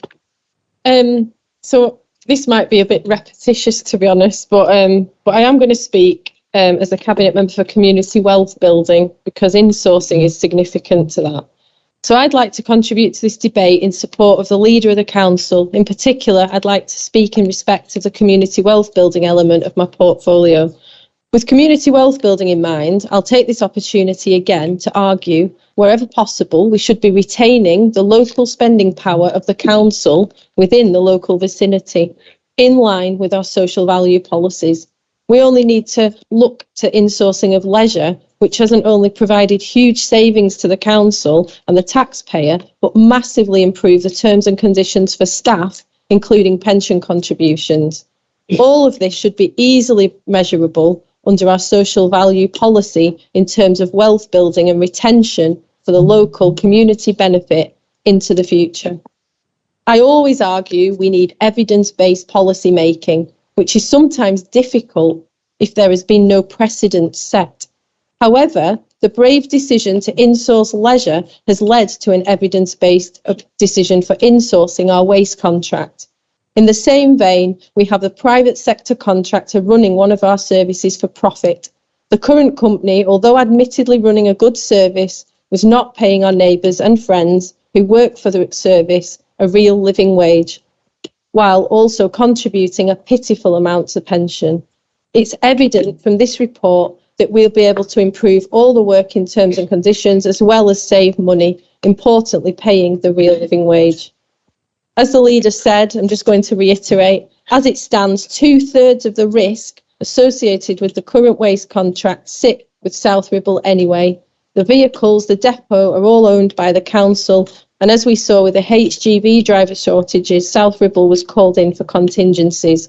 Nationally, 60% of waste collection services are in-house already. I may argue once again, we find ourselves realising the private sector doesn't drive efficiencies in the interests of our residents, but rather in the interests of the shareholders for profit, contributing little to our community. Therefore, with everything considered, I'm speaking in favour of and will be voting in favour of insourcing our waste contract, which is point B of the recommendations in the report. Thank you, Mayor. Thank you, Councillor. Councillor Angela Turner. Thank you, Mayor. Yeah, what's just occurred to me is seeing as we are bringing waste collection services in-house, well, I hope we do. Certainly got the support from the Lib Dem group.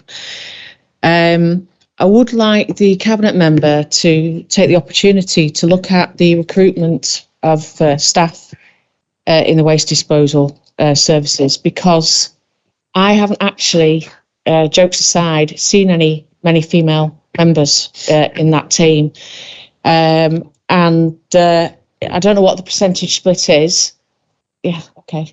I don't know what the percentage split is, but if it is low, then I would hope that by having this control, we do seek to look to give the opportunity to women to certainly be the drivers. I mean, I don't know the demarcation principles, but at least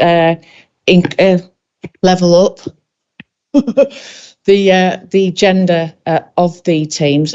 I personally have never seen any female operatives, whether they're drivers or actually the bin disposal. So if you could look at that, I'd really appreciate it. Thank you. Thank you, Councillor. Councillor Keith Martin. I mean, we all benefit from the waste services that are offered by the money we give other people to do it for us. Anyone who's an environmentalist and has looked into the roles that FCC have in other places apart from here would find them a bit dubious. But that aside, they did save us a a good sum of money when they were first brought in after Enterprise left us. But unfortunately, we're now in a place where we see people being paid less for doing the same job as others, which is goes against equalities. I see our waste collection operatives up and down Kingswell Drive. I live down Kingswell Drive. I see them pick each other up, and they're all a good team. They work hard. There's a huge risk in their job as well. You've got to look at health and safety reports nationally and locally of injuries and sometimes death, which is tragic. And when you're forced to having to run a route, which sometimes they have to do to get it all in, is for someone else's profit, is not fair. Being paid the way they are. The other advantage of this is it gives us as a council an opportunity to look at our waste services and see how we can improve them and how we can maximise any recovery from the waste as well. It gives us that choice without having to ask someone to do it for us and how much are they going to charge us and how much we're going to lose for that. So in all, this is a fantastic deal for everyone, and I would implore members to vote for the in-house option. Thank you. Thank you, Councillor. Councillor Will Adam. Thank you, Mayor. I always find it quite ironic the word "take back control" because it was used quite a few times over the last few years, and at the same time, a lot of the services that have actually been privatised are actually overseas. So that take back control I've always found quite ironic. I spent a bit of time working and living over in Scandinavia, and the view over there was very much of services which are for the public good should be run for the public good and not for profit. Leisure centres, waste services, a host of other things. And when discussing that with people over there, there was a kind of a sense of, but why would you do that? Why would you not keep the money in-house? And I've always, from this point forward, I've always thought the same. We have to be totally honest here. For the past 3 or 4 decades, privatisation has swept across our society and most public and local services. It's been a great success for shareholders, but it's been devastating for workers mostly. I'm glad this council values the work our refuse workers have done, particularly over the last few years, and the impact they have on our community. Again, actions speak louder than words, and this policy is yet more action. Not only is this good for hard-working refuse workers, it's also good for our residents. After all, this is taxpayers' money. We're here to represent them, and they deserve better value for money. This is the right thing for our workforce and the right thing for our residents. I'll be supporting this. Thank you. Thanks, Councillor. Anybody else from the council? Yeah, Councillor Margaret Smith. Oops. I must keep on my knees warm.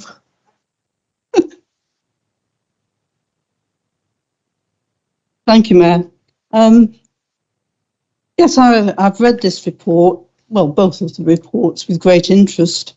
And I really do agree that the waste collection service that we actually have at this moment in time, which we've had for the best 7 years, it says in the appendix there, has been good.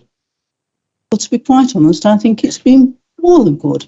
I think they've been excellent. They have been more than good. I looked at some of the figures over the past 7 years. They were allowed to miss 25 bins out of 100,000 in a month. In the 7 years, they've only done that 6 times for the grey bins and 4 times for the brown bins. That's amazing, particularly when you consider a couple of years ago the horrendous weather we had around the Christmas time, when we had all the terrible snow. That is a remarkable achievement, and I think the operatives, and I won't call them dustmen because I don't think you're called dustmen anymore, are you? Because I don't think there's that much dust about these days. Operatives, I think you have done a wonderful job. I think you are very highly valued by the community. They think that they can set almost their clocks by you coming each week. I know where we live, you're there for our brown bins about 12:30 on a Tuesday, and you can almost set your clock by them. They have a wonderful reputation. They have never had, FCC have never had a default notice against them in all that 7 years, which I think is also very commendable. Unfortunately, I think that I can't vote for this evening because I've been reading the appendix, and it does say on the financial risks, under the outsourcing, an outsourced contract provides budget certainty due to fixed contract pricing and more insulation against the rising and unforeseen costs that in-house services will bring. Back office management of the service, including HR, payroll, IT, procurement, management, health and safety, sits with the contractor. Therefore, they have that expertise, and the risk that we may take by going down an insourcing route, I think, to me, is more than we really should be taking on. Someone quite recently said to me, you actually mess with the bin collections at your peril, because they are, at this moment in time, working in a fantastic way. You talk about the fact that the vehicles are in ours and that in our depot. That was done deliberately as a recommendation from all councillors when these contracts were put out right at the very beginning, maybe I think 30 odd years ago. And it was done for the reason, that very reason, that if the company had a problem, we always had the facility there because we always had our vehicles there. So that was the reason that it was actually put there, as a safeguard and a backstop. So for those reasons, I'm afraid I can't go down with option B this evening, and I shall be going with option A. Thank you. Thank you, Councillor. Councillor Michael Green. Thanks, Madam Mayor. I've listened to the debate this evening, and particularly the words that the leader expressed earlier. And our refuse collectors, the staff that go out day after day in all sorts of weather for 7 years, over the last couple of years that we've had a pandemic, are to be commended for everything that they do. And they have been the stars, they've been the heroes in many ways for our communities. But if we want to pay them more, and if we want to pay them a living wage, if we want to increase pension contributions, etc., all that could perfectly be dealt with by a change to the contract. That could be covered. We don't have to insource the service in order to get those increases, if that's what we want to do, and which in many ways the staff do deserve.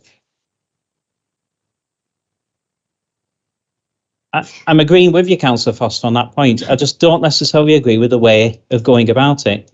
Now, this seems to me rather ideologically driven, and I'm not personally ideologically driven. So it shouldn't be about which is better, privatisation or nationalisation at a local level, insourcing or outsourcing. It should be about which way do we get the best service for the residents of South Ribble, and it should only be about that. Councillor Mrs Smith has just made the very good point, essentially saying if it ain't broke, don't fix it. The service is excellent.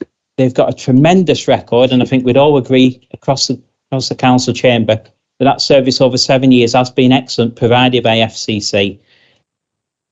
Why do we want to take the risk? Let's look at the risk considerations which are set out at Appendix A. Councillor Mrs Smith has talked about the financial ones, so I won't dwell on those, but I'll pick out some of the others. Operational and reputational risk. Reading from the report, with an outsourced service, the council can rely upon a contractor with the relevant capability, experience and contingencies to operate the services on its behalf, with contractual penalties for any service failure. Management of workforce. Responsibility of management sits with the contractor, including all issues such as sickness, absence management, disciplinary procedures, staff welfare and health and safety management, all crucially important issues to the staff. Capabilities and skills. FCC have got significant experience and expertise in the waste services industry. We simply don't have that experience at South Ribble Borough Council. We outsourced this many, many years ago, decades ago now. We don't have that experience of being able to run it. So, you know, it's a plea. I know we're probably going to lose the vote this evening, and we accept that. That's politics at the end of the day. But it's a plea to Councillor Foster. Think carefully about the quality of service that we want to provide to our residents right across South Ribble, from the western parishes over to the east, north to south, because this is a vital service, that the biggest service that South Ribble Borough Council, directly or indirectly, provides to our residents. Let's not put that service at risk. It's a fantastic service. It's delivered well. If we want to make extra provision for the staff, there are alternative ways of doing it than insourcing. I make that plea. I'll leave it up to the leader to consider further. Thank you for your time. Thank you, Councillor. Councillor Chris Lomax. Yeah, just to say, private companies, by law, have to make money for their shareholders. So money goes directly out of whatever we give them to their shareholders. Best service. It's an interesting one, that, because actually it's the operatives who deliver that service. You just talked about sickness and mental health. Those who get paid a proper, real living wage have less health problems. They have less mental health problems. They are stronger for it. They are happier for it.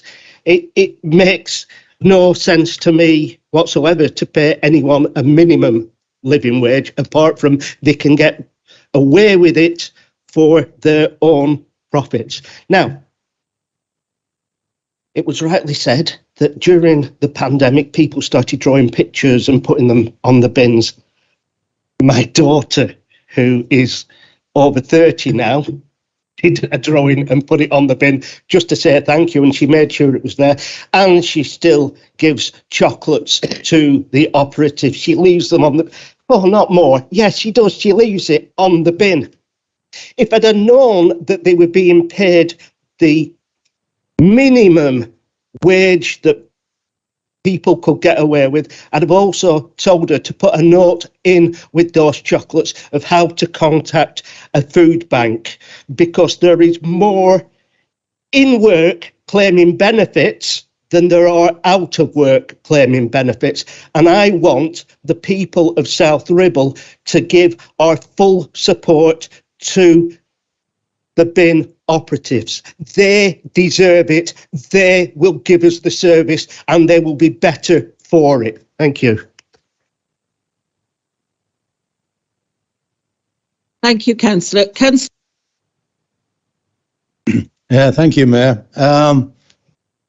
I think that the debate has turned into ideological differences because, I mean, those who've been on the council for some time will remember that some time ago, I reported to council that during the 80s and 90s under Thatcher, I was a trade union official, and all I dealt with was redundancies and undercutting.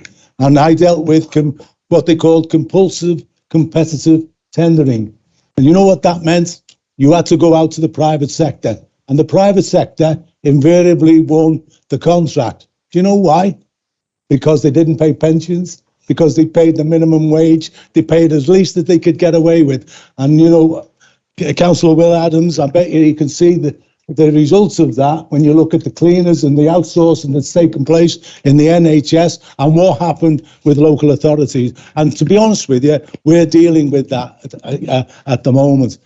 And the other thing is that, you know what I can't stand is for us to say here and say, oh, how good the workers are, how good they are. We really appreciate them. We really appreciate them. And we get outside, you know, and during the sort of lockdown, we clap them.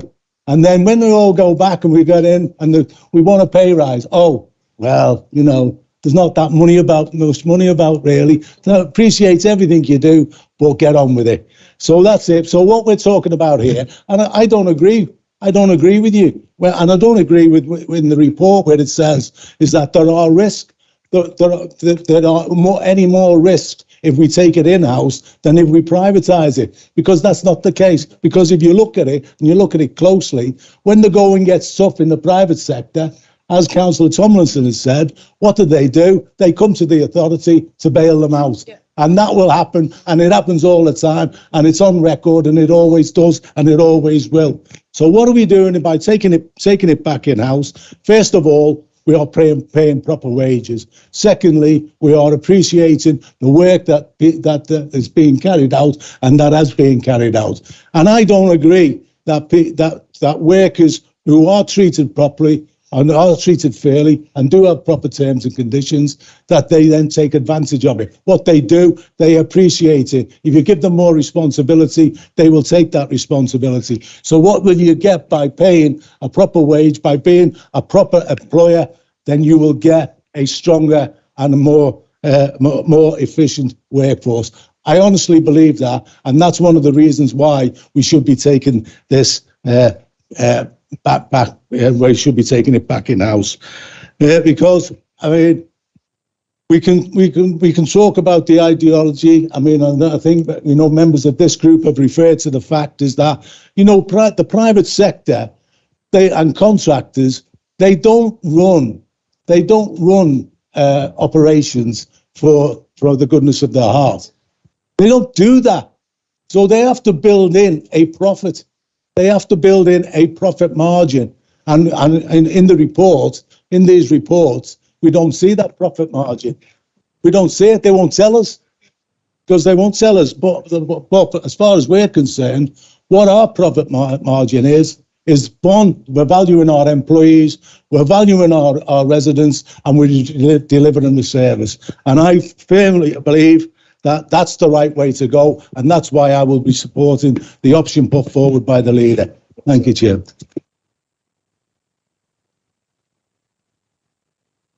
Thank you, Councillor. Councillor James Flack. Thank you, Mayor. Follow that, Mick. That was brilliant. Well said. I just want to sort of reflect on what was initially said from the leader, really. I'm with him. I'm not sure how we can sort of all sit here as a group of so-called or fairly intelligent people and think that we couldn't run a service which a company in another country can run with a overhead, with a profit margin in there too. So it doesn't make any sense to me. And I am a business owner, so I'm sort of with that one. This is always an interesting debate, but it's cost versus value. And I'll just come back to a couple of the comments made. He did do a great job. Well done. You give me an hard time, but I still think they do a great job. Have you seen how these guys work? They're constantly running. They're constantly working. They're constantly on the go. I've always been impressed. I've never heard anyone champion them until tonight. So well done for colleagues who have championed them. But comes back to that issue. Well done, but we're not going to give you anything for it. We can do that. We as a group of individuals tonight, I said before when I was a young person, there was decisions made in chambers which affect people's lives. This is one of those moments. We can save money. We can deliver the good service. We can take the risk what P&O have just done to people on the ferries. We can take that out of the equation, because if anything like that happens with us, we're in control of it. If they did that tomorrow, we wouldn't be in control of it. So why don't we bring this in-house? Why don't we look after the people involved? Why don't we give them a fair day's pay? Why don't we look after the future for the pension and do the right thing? And this is the right thing. So thank you. Thank you, Councillor. Back to Councillor. Oh, hang on. Councillor Yates. Thank you, Mark. a little confused there. I agree with most of what's been said on the opposite side, as I do. But I used to be a works convener myself. But when you look around and you think, well, we've got a firm that's experienced, it's got all the experienced staff there, everything going for it, the health and safety and everything. Only thing we need to do as a council is to make sure that we change the contract in June and just say that they have to have a proper wage and a proper pension. And we can do that because we're paying for the contract. There's no difference. We've got excellent, we've all said, the firm that's running it now is doing an excellent job. The lads and lasses that are on the bins are doing an excellent job. And yes, I do agree, they should get paid for doing that, and they should not miss out on what any of our employees get. But it's quite simple. All we have to do, change the contract, tell them they have to pay a certain pension and they have to pay the living wage or above, I'd say above, for the job that they're doing. And then we can move on without pitching it all in, without the expertise, running around seeing if we can get people to run the service that's already being run well. I'll leave it there. Thank you, Councillor. Councillor David Shaw.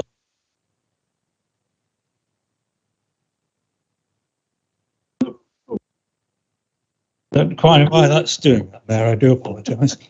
I was just wondering if the portfolio holder would help me.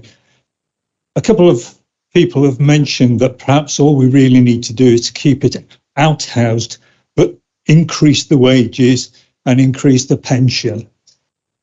Could perhaps somebody in the Cabinet explain to me how that would impact on FCC providing services to other councils, and whether they would therefore have to increase their wages and their contracts to fit in with South Ribble? Thank you. Thank you, Councillor. Councillor Paul Foster. Thanks, Mayor. I'll start with Councillor Shaw first, because he raises a good point. I was obviously referring to Chorley. Look, I get criticised for sharing services with Chorley, and I always say we're a sovereign council. This is one of those examples. We're a sovereign council, David, aren't we? And we make our own decisions. And I've spoken to colleagues at Chorley, Councillor Bradley, and he knows what we're looking to do here in South Ribble, and he hasn't raised any concerns. David, we share one manager between the two councils. But ladies and gentlemen, we're a sovereign council. We make our own decisions, don't we? And so, as I say, there's no impact. We're not being told that there is any impact to the Chorley contract, which has another 7 years to run, I seem to recall. And Chorley will make their own decisions. Councillor Yates, and then this is what and Councillor Smith as well, about saying, yeah, you know, just pay them more, pay them more. We will pay them more, but if we just, why would you possibly just throw a load of money at private sector contractor when we can do it ourselves, probably better and most certainly cheaper? And I think one of the things that all members, there's a little bit lost here. There's 54 members of staff work on our contract for FCC and one manager shared.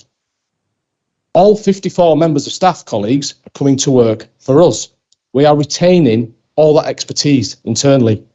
And then they will be supplemented and supported by our unions within South Ribble that are all fully recognised, and our health and safety services, which are second to none. All the risk for the contract, the biggest single financial risk, is that of fuel. Guess what? Whether it's outsourced or insourced, as I said earlier, that risk, that cost sits with us. Councillor Michael Green, it was an ideological view that you have. You've more or less said that, but I won't take any criticism of a member of a Conservative cabinet at County Council that employed BT1 Connect when it outsourced all that, and it's still been investigated by Lancashire Constabulary. We'll say no more. That was bought Brackin House, by the way. You also said, Councillor Green, that in many ways they deserve more pay. No, in every way they deserve more pay. There's no evidence to say the decision is ideologically driven by this council. You will vote against it because that's your ideology. We're using the evidence that's presented in the reports tonight and using the evidence, Councillor Green, of the leisure services that we insourced. That's what drives us, evidence and best value. We've also then got, and everyone forgets about this, we've got a huge neighbourhoods team working directly for the council down at the depot.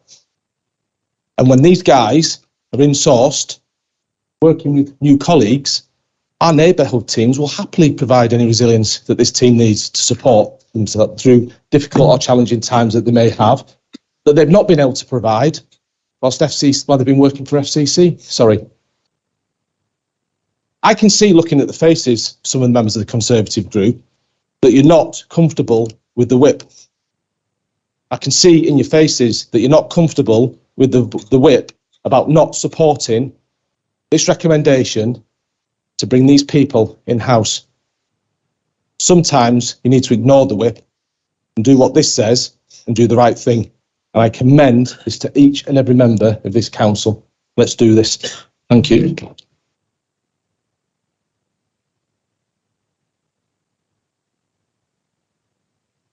I'm a bit concerned because Paul's just summed up and I've now got, yeah, but I've got councillors who want to speak as well, but I think I'm going to say no to the councillors. Are there any members of the public who want to speak? Yes, sir.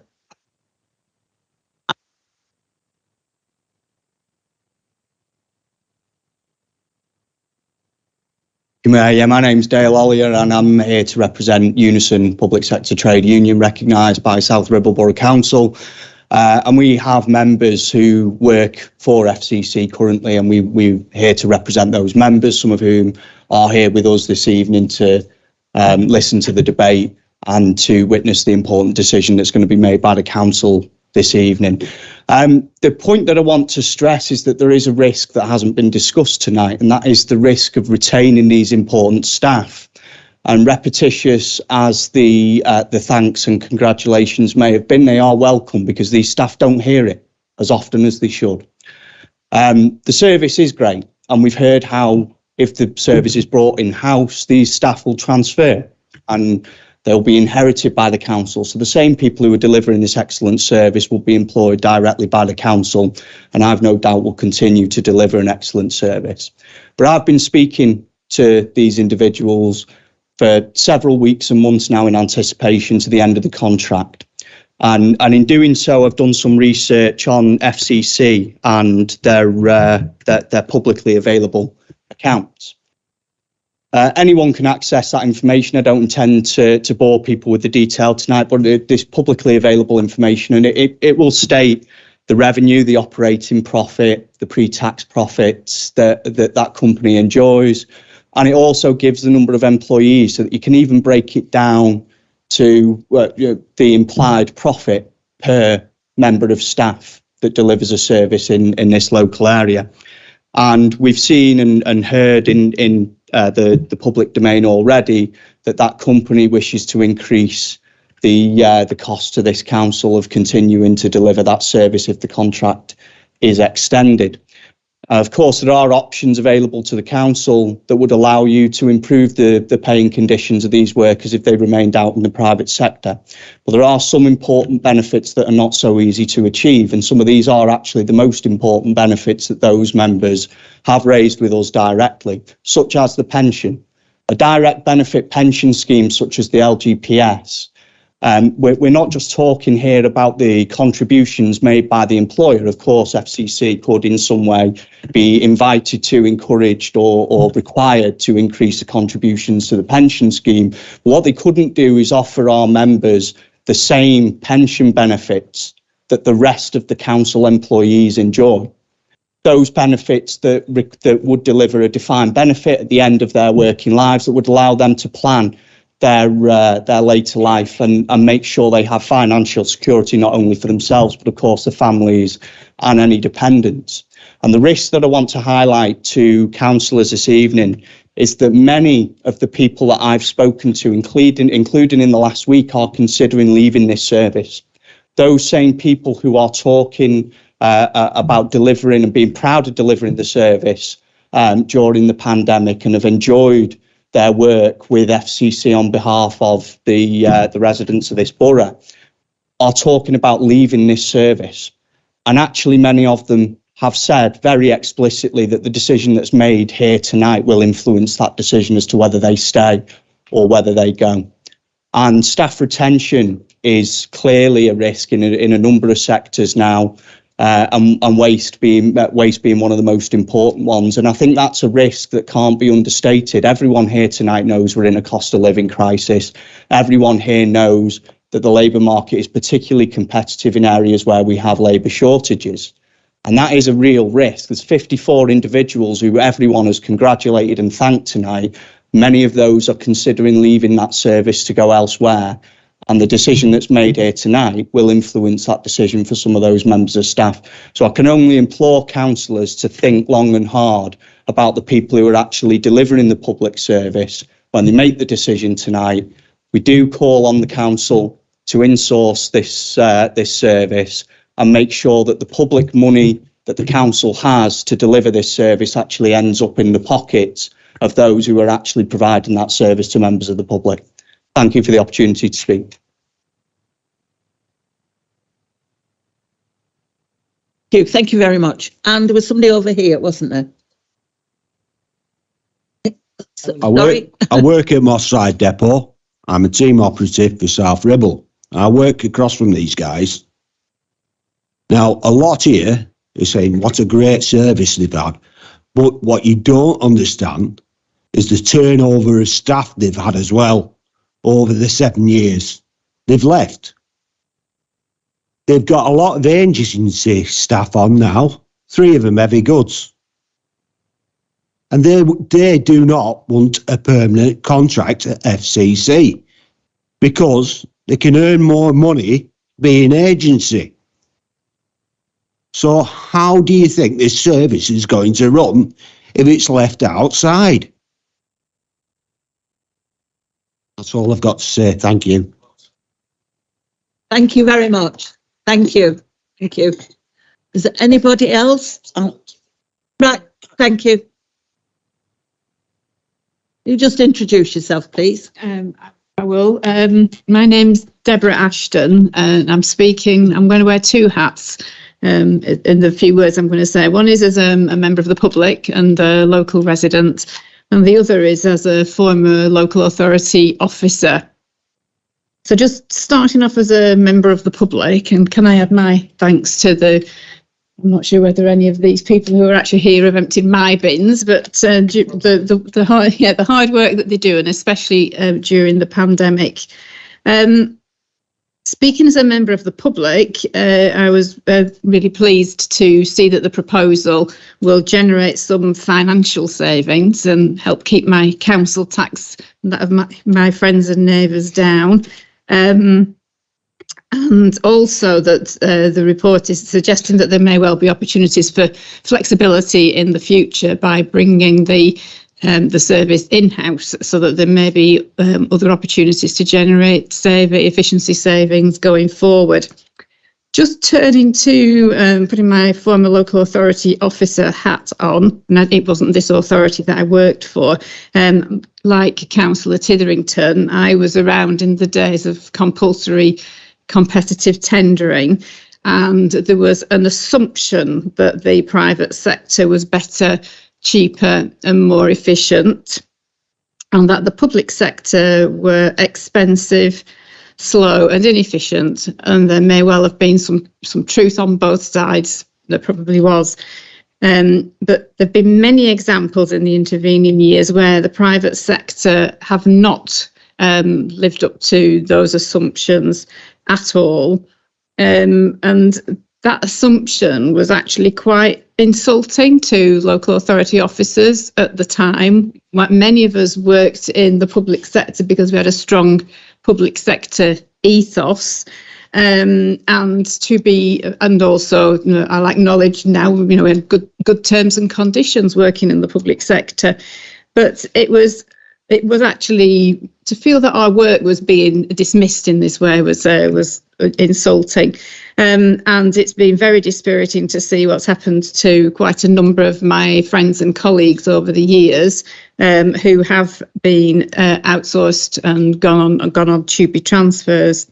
So I'm pleased for the refuse collection workforce that if this proposal is approved, that they will now be able to access local authority terms and conditions and the benefits that brings. And all of this will be done at a cheaper price. So if I could add my voice to the many voices that have been expressed already, to ask the council to vote for option B. Thank you. Thank you very much. Now, is there anybody else? I'm looking. Wave at me.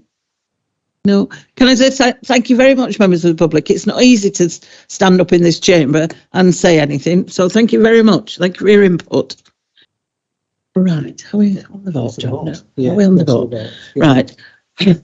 Right. Ladies and gentlemen, we are now voting on the report. Yeah. Do you want me to? Yeah.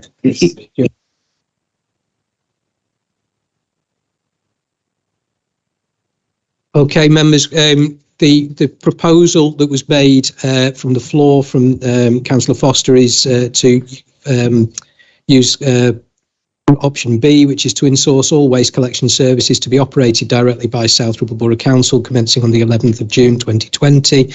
And there's also a sub part to that option, which is a consequence of accepting this option. The council acknowledges that under transfer of undertakings, protection of employment regulations, the contracts of employment of all relevant employees engaged in the delivery of the current FCC waste contract will transfer to the council. Specialist advice on insourcing project management and other support services necessary to facilitate mobilisation of waste services to the council will be sourced to support the changes. And due to restricted timescales, contracts with suppliers engaged to facilitate insourcing of waste services, including IT, hardware and software, will be sought and directly awarded. So that's the proposal before you. If you can please vote. Oh,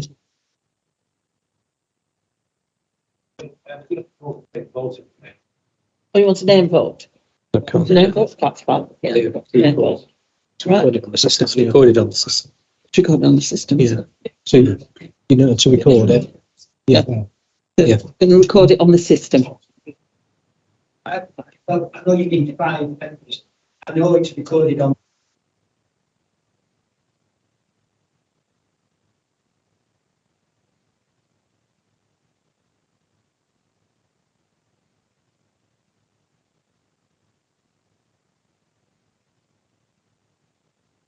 But more importantly, we want the minutes to reflect who votes against it. The system will record who will record the names, and it will be in the minutes if as it's been requested. It'll be in the minutes. And he's gone off. Right. Yep. Is that it? To the right. We're going to the vote, everybody. Sorry, Councillor Green. Some of our colleagues opposite clearly don't know what the current constitution says. Wherever there is a vote where there's a difference of opinion, that they are all recorded in the minutes. If there are votes on either side, the constitution makes that very clear. Thanks. Going to the vote, and it will be recorded in the minutes, and your name will be in the minutes, whatever you voted. Is that quite clear, everybody? Good. Right, now vote.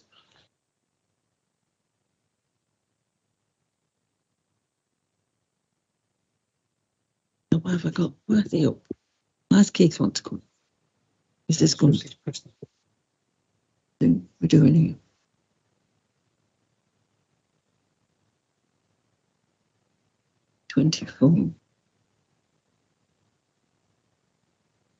Rainy. You got it. Keith's on here. Keith's here. Okay. Councillor Martin, just.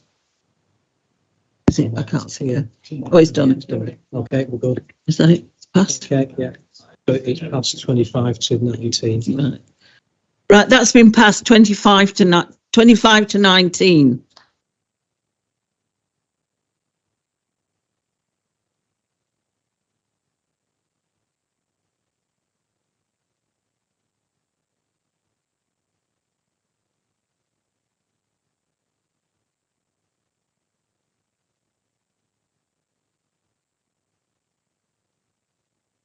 Appointment of Chief Executive. Now, this is for a decision. Can I ask the Leader of the Council, Councillor Paul Foster, to present his report? It is an important decision as well. Sorry about that. I thought we'd done business. I'm totally confused with the agenda tonight. I do apologise, Mayor. So, as members will see with the report in front of them, the appointment of the current Chief Executive, Gary Hall, is a fixed term, and Gary is retiring. Doesn't look old enough, I know, but Gary is retiring on the 31st of December of this year. And he's it feels odd talking about Gary's replacement now, because Gary's been so important to this authority over the last 2 or 3 years, as we've gone through the pandemic, but also the challenges that we've had. So it does feel really quite unusual, Gary, to talk about this, but we must move on, and we've decided as a council with our colleagues in Chorley that we need to get the new incumbent in place as quickly as possible. We don't want any rushing. We want a proper handover period, and thus the Shared Services Joint Committee went through that in detail, the proposals. And as you know, we debated this at I think it was the last council meeting or the one before, where we approved moving forward with that recruitment process. We looked internally, as you all know, and as you can see, Chris Sinnott was the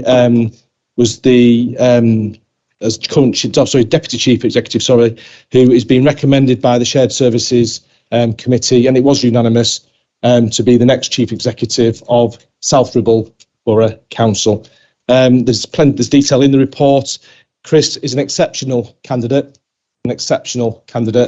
and I know he's listening in now. He's sat there watching us on the screen. I don't know why. I think Gary actually recommended he didn't come in tonight, but I said he should have done, but hey ho. He did very, very, very well on the interview.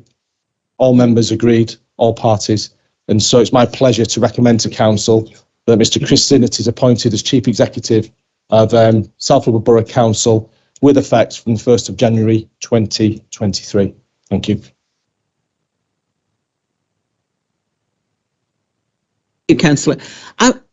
Keith Martin, I've got your name up on it. Have you got your switch on? Do you want to say anything, or are you just right? Okay. I wouldn't like to leave you out if you were really busted to say something.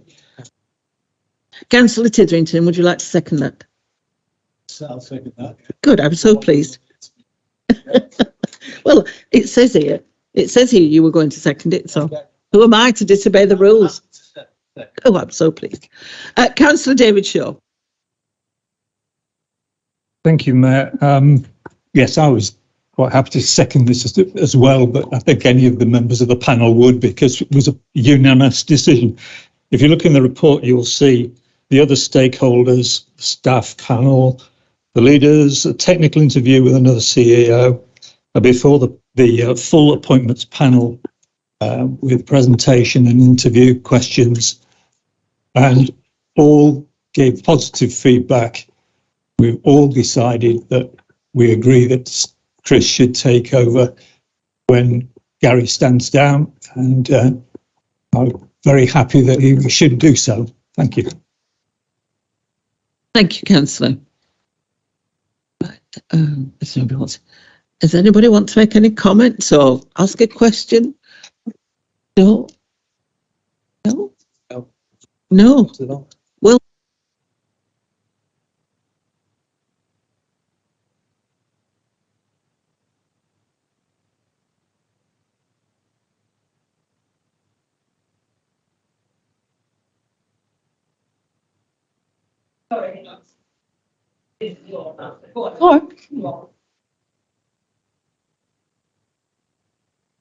As you know, Mayor, when this came before us last time, We voted against it because we didn't think the procedure was what we would like. Because within the Constitution, it does say if there is a reasonable business case, you can actually take it out to the wider public, so that we could have other candidates. As it happens, we didn't do that. We actually went down the route of an internal, and therefore there was only one candidate who came forward. I understand from what I've been told that he's an excellent interview, absolutely, and we have no problem with Christian at all, but we still feel that it would have been better if there had been some competition. So therefore, on the basis of that, we're going to abstain this evening, simply because we don't feel confident that Chris himself maybe would have liked to have had some other competition, somebody else to base himself against. Thank you, Mayor. Thank you, Councillor. Councillor Paul Foster. I don't know what Councillor Mrs Smith's role in this. I thought Councillor Walton was the leader of the opposition now. And I also, because Councillor Walton also sat on the panel with us, and Councillor Walton sat on the panel and voted for the appointment of Chris.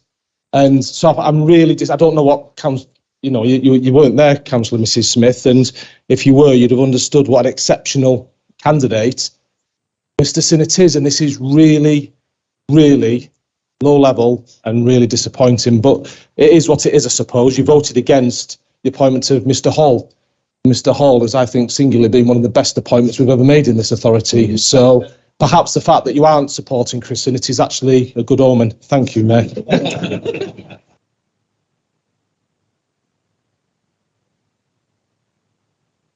Thank you, Councillor. Councillor David Howarth. Well, I was only going to say I am somewhat surprised at that stance. As Councillor Foster said, Conservative leader actually sat on the interview panel.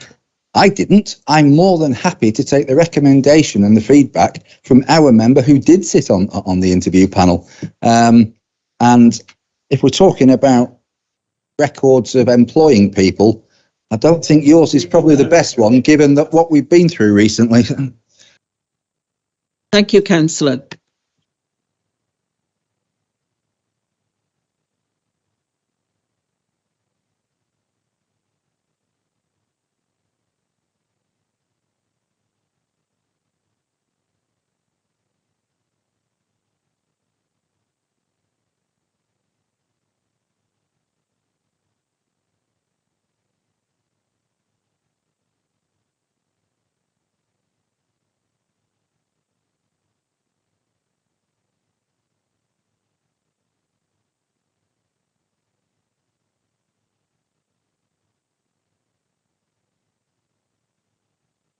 Right, that's passed, but it's 25 to 19 abstentions.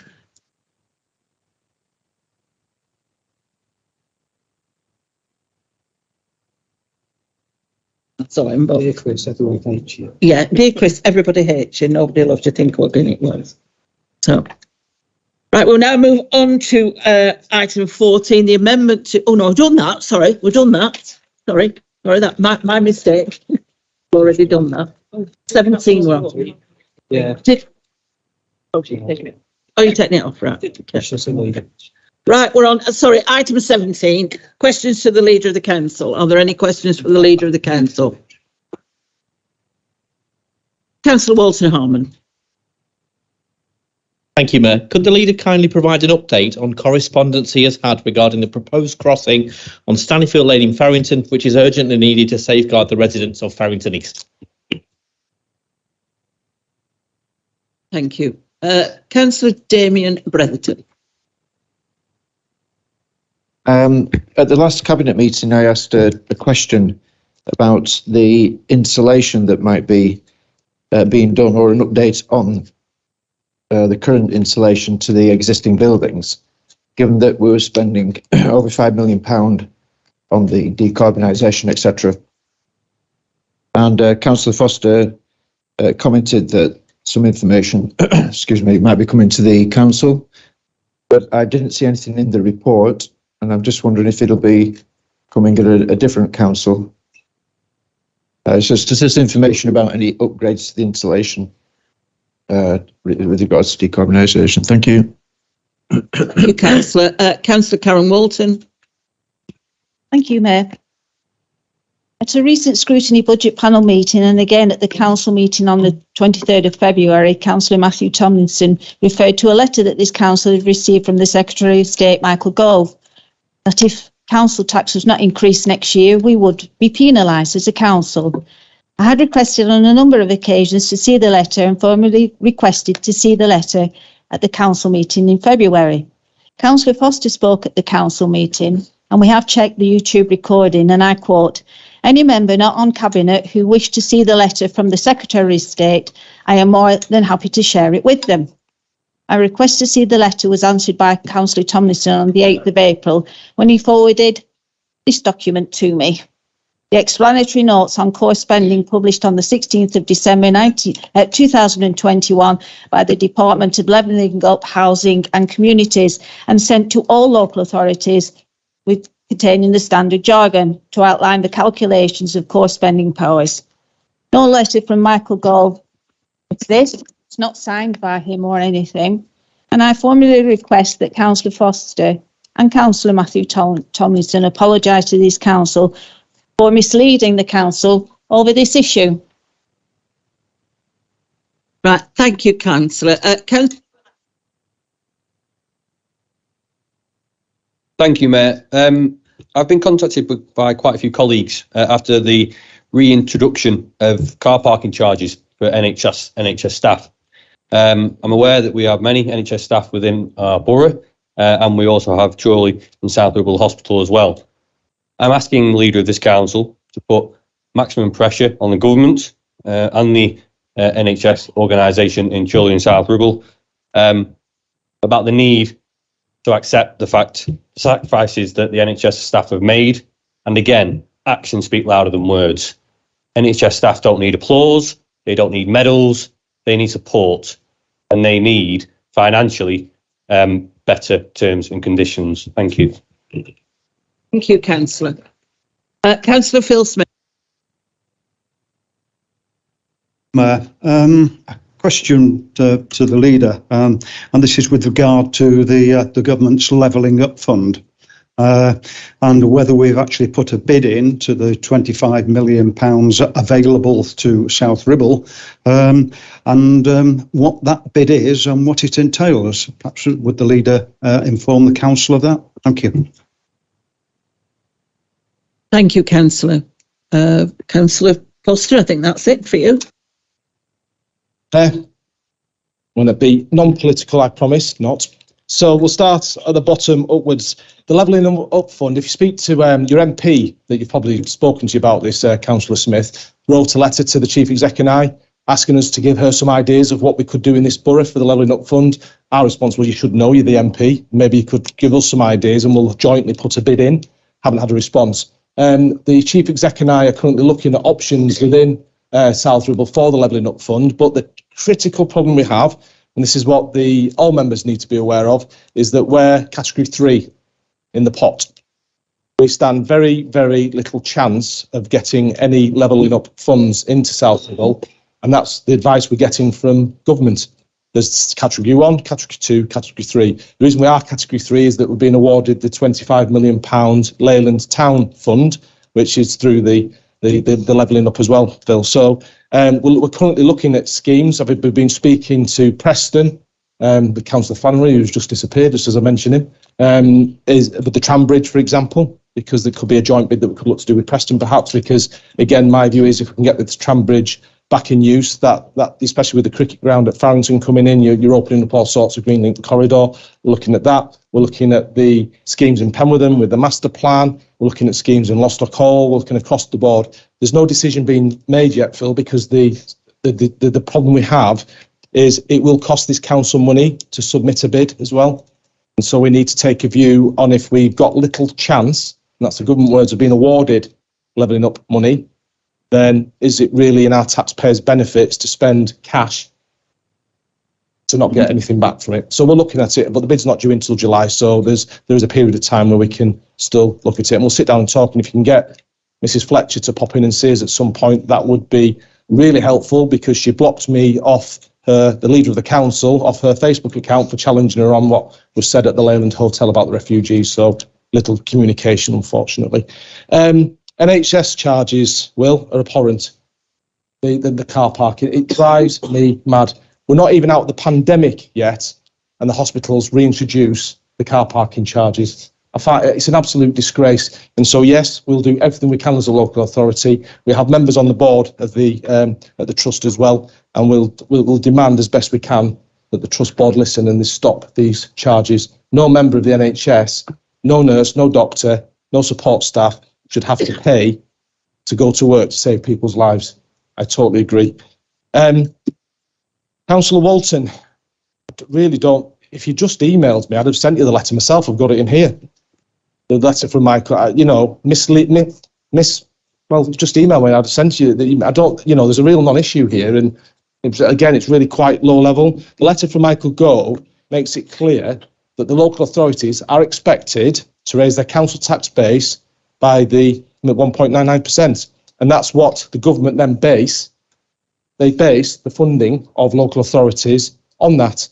And if you don't, and that's what we didn't need to do it in the end, did we? Because our business tax, our business rates went up on the base. But if you just emailed me, I'll make sure you get the letter. Yeah, you'll be wholly disappointed in it, by the way, as I was. The installations to existing buildings, Councillor Bretherton, I'll get Councillor Titherington to send you a note on that. But there is a detailed spreadsheet of every piece of work that's been done over the next 12 months as part of the decarbonisation, which I'm certain Mick insulation is part of that, isn't it? And then Councillor Paul Wharton-Hardman, Farrington Crossing. So the county council have refused and not funding the Farrington Crossing, as you know. The parish council, I don't believe are funding the. Also, they have got an allocation, the parish council, and we're going to fund the rest. The £35,000. We're going to get that crossing in. Clearly, yourself and Councillor Jackie Elty have been on to us, and I get letters at least every 4 weeks from you both about this. And I know you're in touch with, I think the only county councillor that's been dealing with this is it Charlie Edwards? Is it the highways who you've been writing to and copying me in? And so the council's just in the process at the moment of trying to agree those 278 works, but that Farrington Crossing will be going in as quickly as possible. And I commend you and Jackie for the tireless work over the last 3 weeks, 3 months, 3 years even, to get that crossing in. Because ultimately, when we're building parks and upgrading parks and encouraging more young people onto the road and crossing the road, then clearly there needs to be a crossing. Unfortunately, I don't know if all members did see today, that I read in the paper about the county council's also announced all the resurfacing works for the county of Lancashire. We've got one road in the entirety of South Ribble, one road that's been resurfaced. As it is. Thank you. Thank you, Councillor. I've got Councillor Matthew Tomlinson. I only rise because my name was brought into the conversation.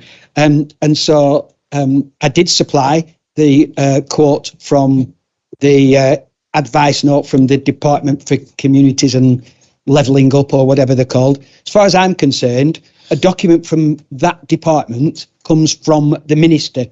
Now, I had a look back at what I'd said in my prepared speeches to both Council and Cabinet to look for references to a letter from Michael Gove. And I read through my Council speech and I couldn't see it in there. And then I realised why, because at Council, we weren't putting council tax up. We were freezing it for the second year in a row and promising to freeze it again next year, 3 years out of 4. So that wasn't relevant. In my Cabinet speech, I said we had been written to. I didn't say it was a letter. I said we'd been written to. And as far as I'm concerned, notes from the Department for Communities and Levelling Up that say there is an assumption that all councils will increase council tax by 1.99%. And furthermore, that core funding in the future will be based on that assumption is exactly what it says. And that's the thought processes that were in our minds at the time. I mean, I do find it ironic that when we have our most senior politician in the country who can lie willy-nilly and then spin on the head of a pin about whether he assumed, whether he implied, whether what he thought was, when we all know he lied to us, and I made a perfectly reasonable point and then didn't carry through on that anyway, because the good news is we were freeing council tax, suddenly becomes a big issue to bring up at council. I'm sorry, Karen, think I was quite clear in what I said. I don't know what other people assumed I was saying, but if you're looking for someone to apologise, it won't be me. Thank you, Councillor. Councillor Phil Smith. Thank you. I just would like to come back on my question really, which is that if my understanding is correct, it is the lead authority that needs to put the bid in. The lead authority is South Ribble Borough Council, presumably with support from the MP. That's my understanding of it.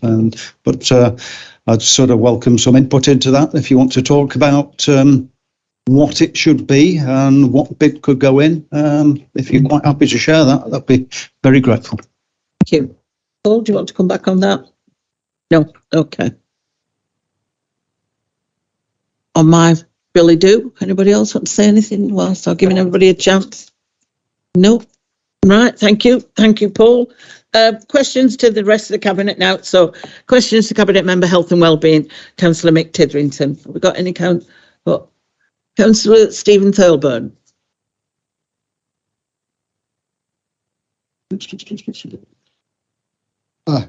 Thank you, Mayor. Just to say thank you for Councillor Tidrington for answering my questions via email that I sent to him this afternoon. I've sent you a quick response, so I'll get back to you and I'll speak to the officer in charge. So thank you very much. Councillor. Anybody else? No? We'll move on then. Move on. Got away with that nicely, Mick.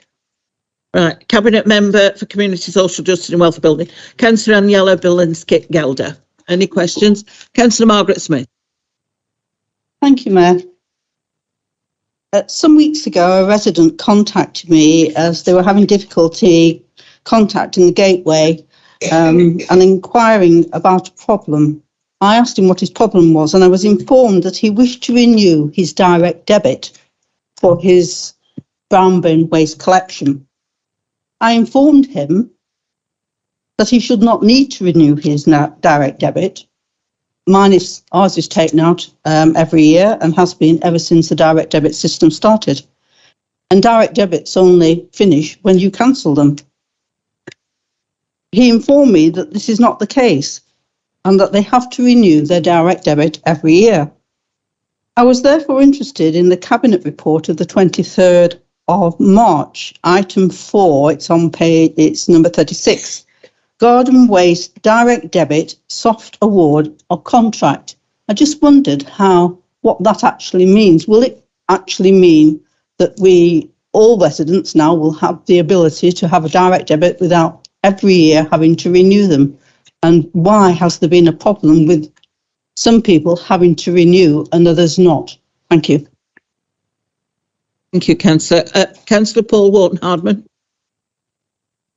Thank you, Mayor. I've been contacted by several residents who have asked simple questions on social media of their MP and then been blocked. Would the Cabinet member agree with me that this is a poor example of community engagement? And can she assure me that our community engagement strategy is more effective? Thank you, Councillor. I've nobody else. Would you like to answer, please? Thank you, yeah. So, yes, that is a poor example and no, people shouldn't be blocked from social media. But I think people can work individually based on how available they want to be to the residents of the borough. So that's an answer to your question. Garden waste direct debit. So there are issues around the direct debit, but the one that you've suggested, I'm unaware of. I have a garden waste collection and it does renew every year. The numbers that we have been receiving, so we get about 21 garden waste subscriptions a year. 11,000 of them are a direct debit. 10 need to ring up and renew. So we are going to advertise the programme and ask people to go on to a direct debit. So the question you ask, I will have to go away and find out about why people might fall off the direct debit scheme. That's effectively what's happened. And I don't know the answer, so I will get back to you. I'm interested to know myself and I will get back to you on that. Thank you. Cabinet Member, Councillor Tomlinson. Anybody got any questions? I've not got anything on my billy do. Oh, Councillor Margaret Smith. Thank you.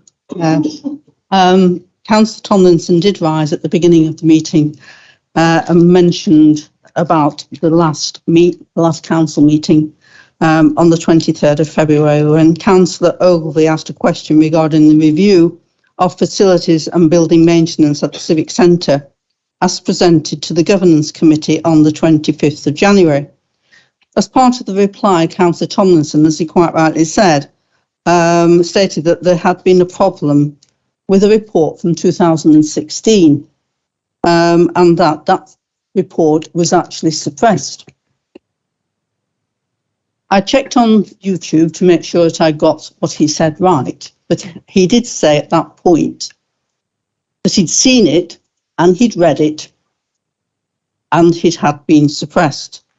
This did actually surprise us over here because we had not any knowledge of this. So therefore, we asked the Chief Executive for the report. It would appear that there isn't a report for us to see, which also surprised us, because obviously Councillor Tomlinson has seen it and read it, according to his comments.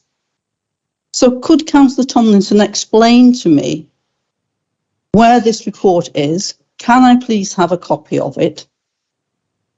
And if I can't, will you please explain why I can't have a copy? Thank you. Thank you, Councillor. Thank you. So the day before the last council meeting, I was informed of the existence of this report. I've already apologised for getting the date wrong, and that the issues within the report were very similar to those that were brought up when the internal audit brought up all the issues, and that report had been commissioned, I think is the appropriate word, by the previous chief executive. That information was given to me by a senior member officer. I'm going to go back to them. If they give me permission, I'll be happy to share it with you. But that was given to me by a senior, I'm not going to name them, but it was given to me by a senior member, senior officer of this council. And if they give me permission to share it, I'm happy to do so.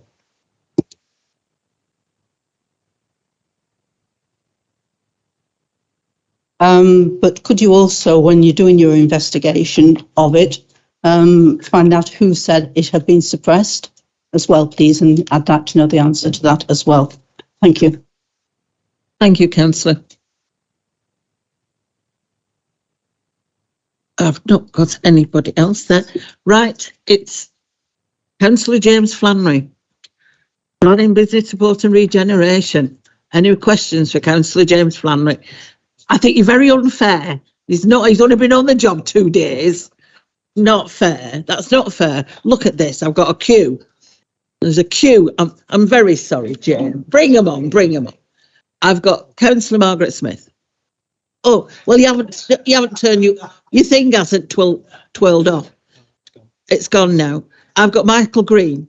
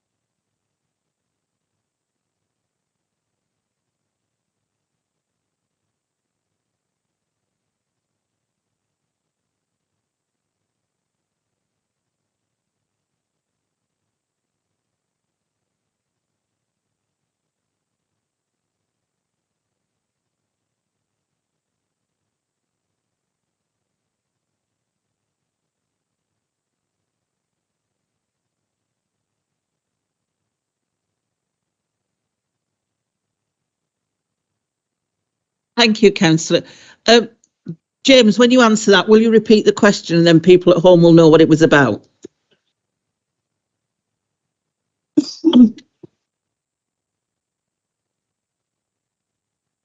Councillor Michael Green has just asked for me to look back on a request he's made previously on some supplementary plan and policy. Michael, is that correct? And I will agree to do that and come back to you. So thanks for the question. Cheers. Thank you, James. Councillor Will Adams. Thank you, Chair. Can I first of all thank Councillor Flannery for his swift action in terms of the tram road bridge, which connects Preston to Penwitham. I'm glad to say that now Preston City Council finally looked to have made the right decision in terms of going for the Levelling Up Fund to replace it. What I want to ask him is, can we please maximise our support to Preston City Council to make sure that this bridge is brought back into use, as it is a vital link between two key areas. Thank you.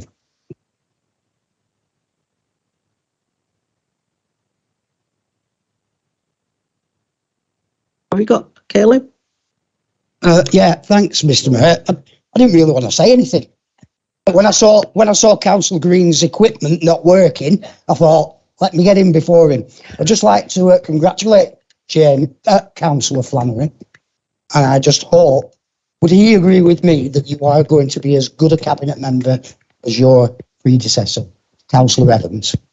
Thank you, Mr. Mayor, and you're not going to have to put up with any of my cheek anymore, are you?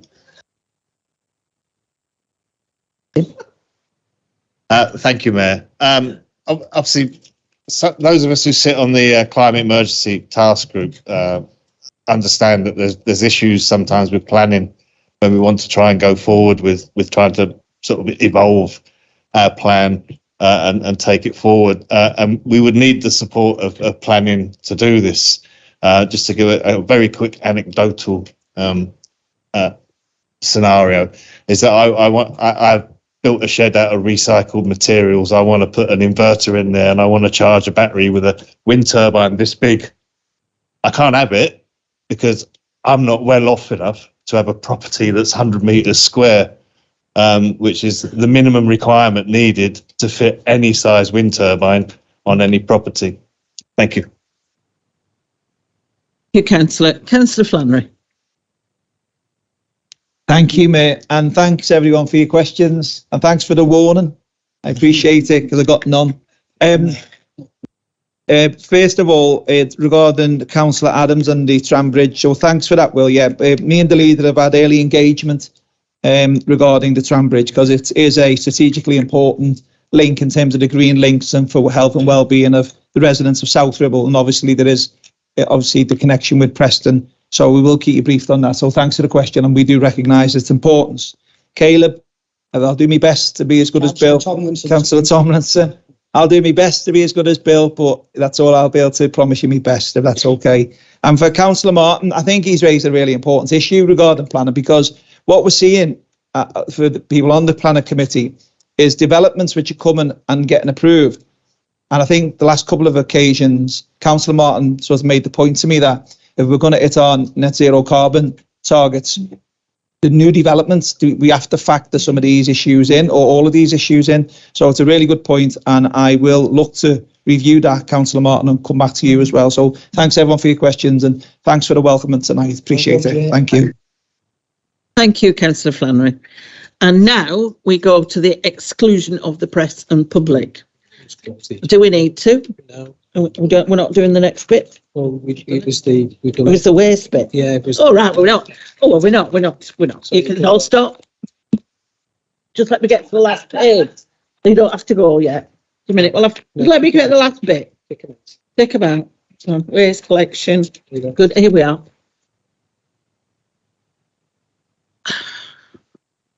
Oh, I've got two sentences. I now declare the meeting closed. Thank you for your attendance. You can go home now.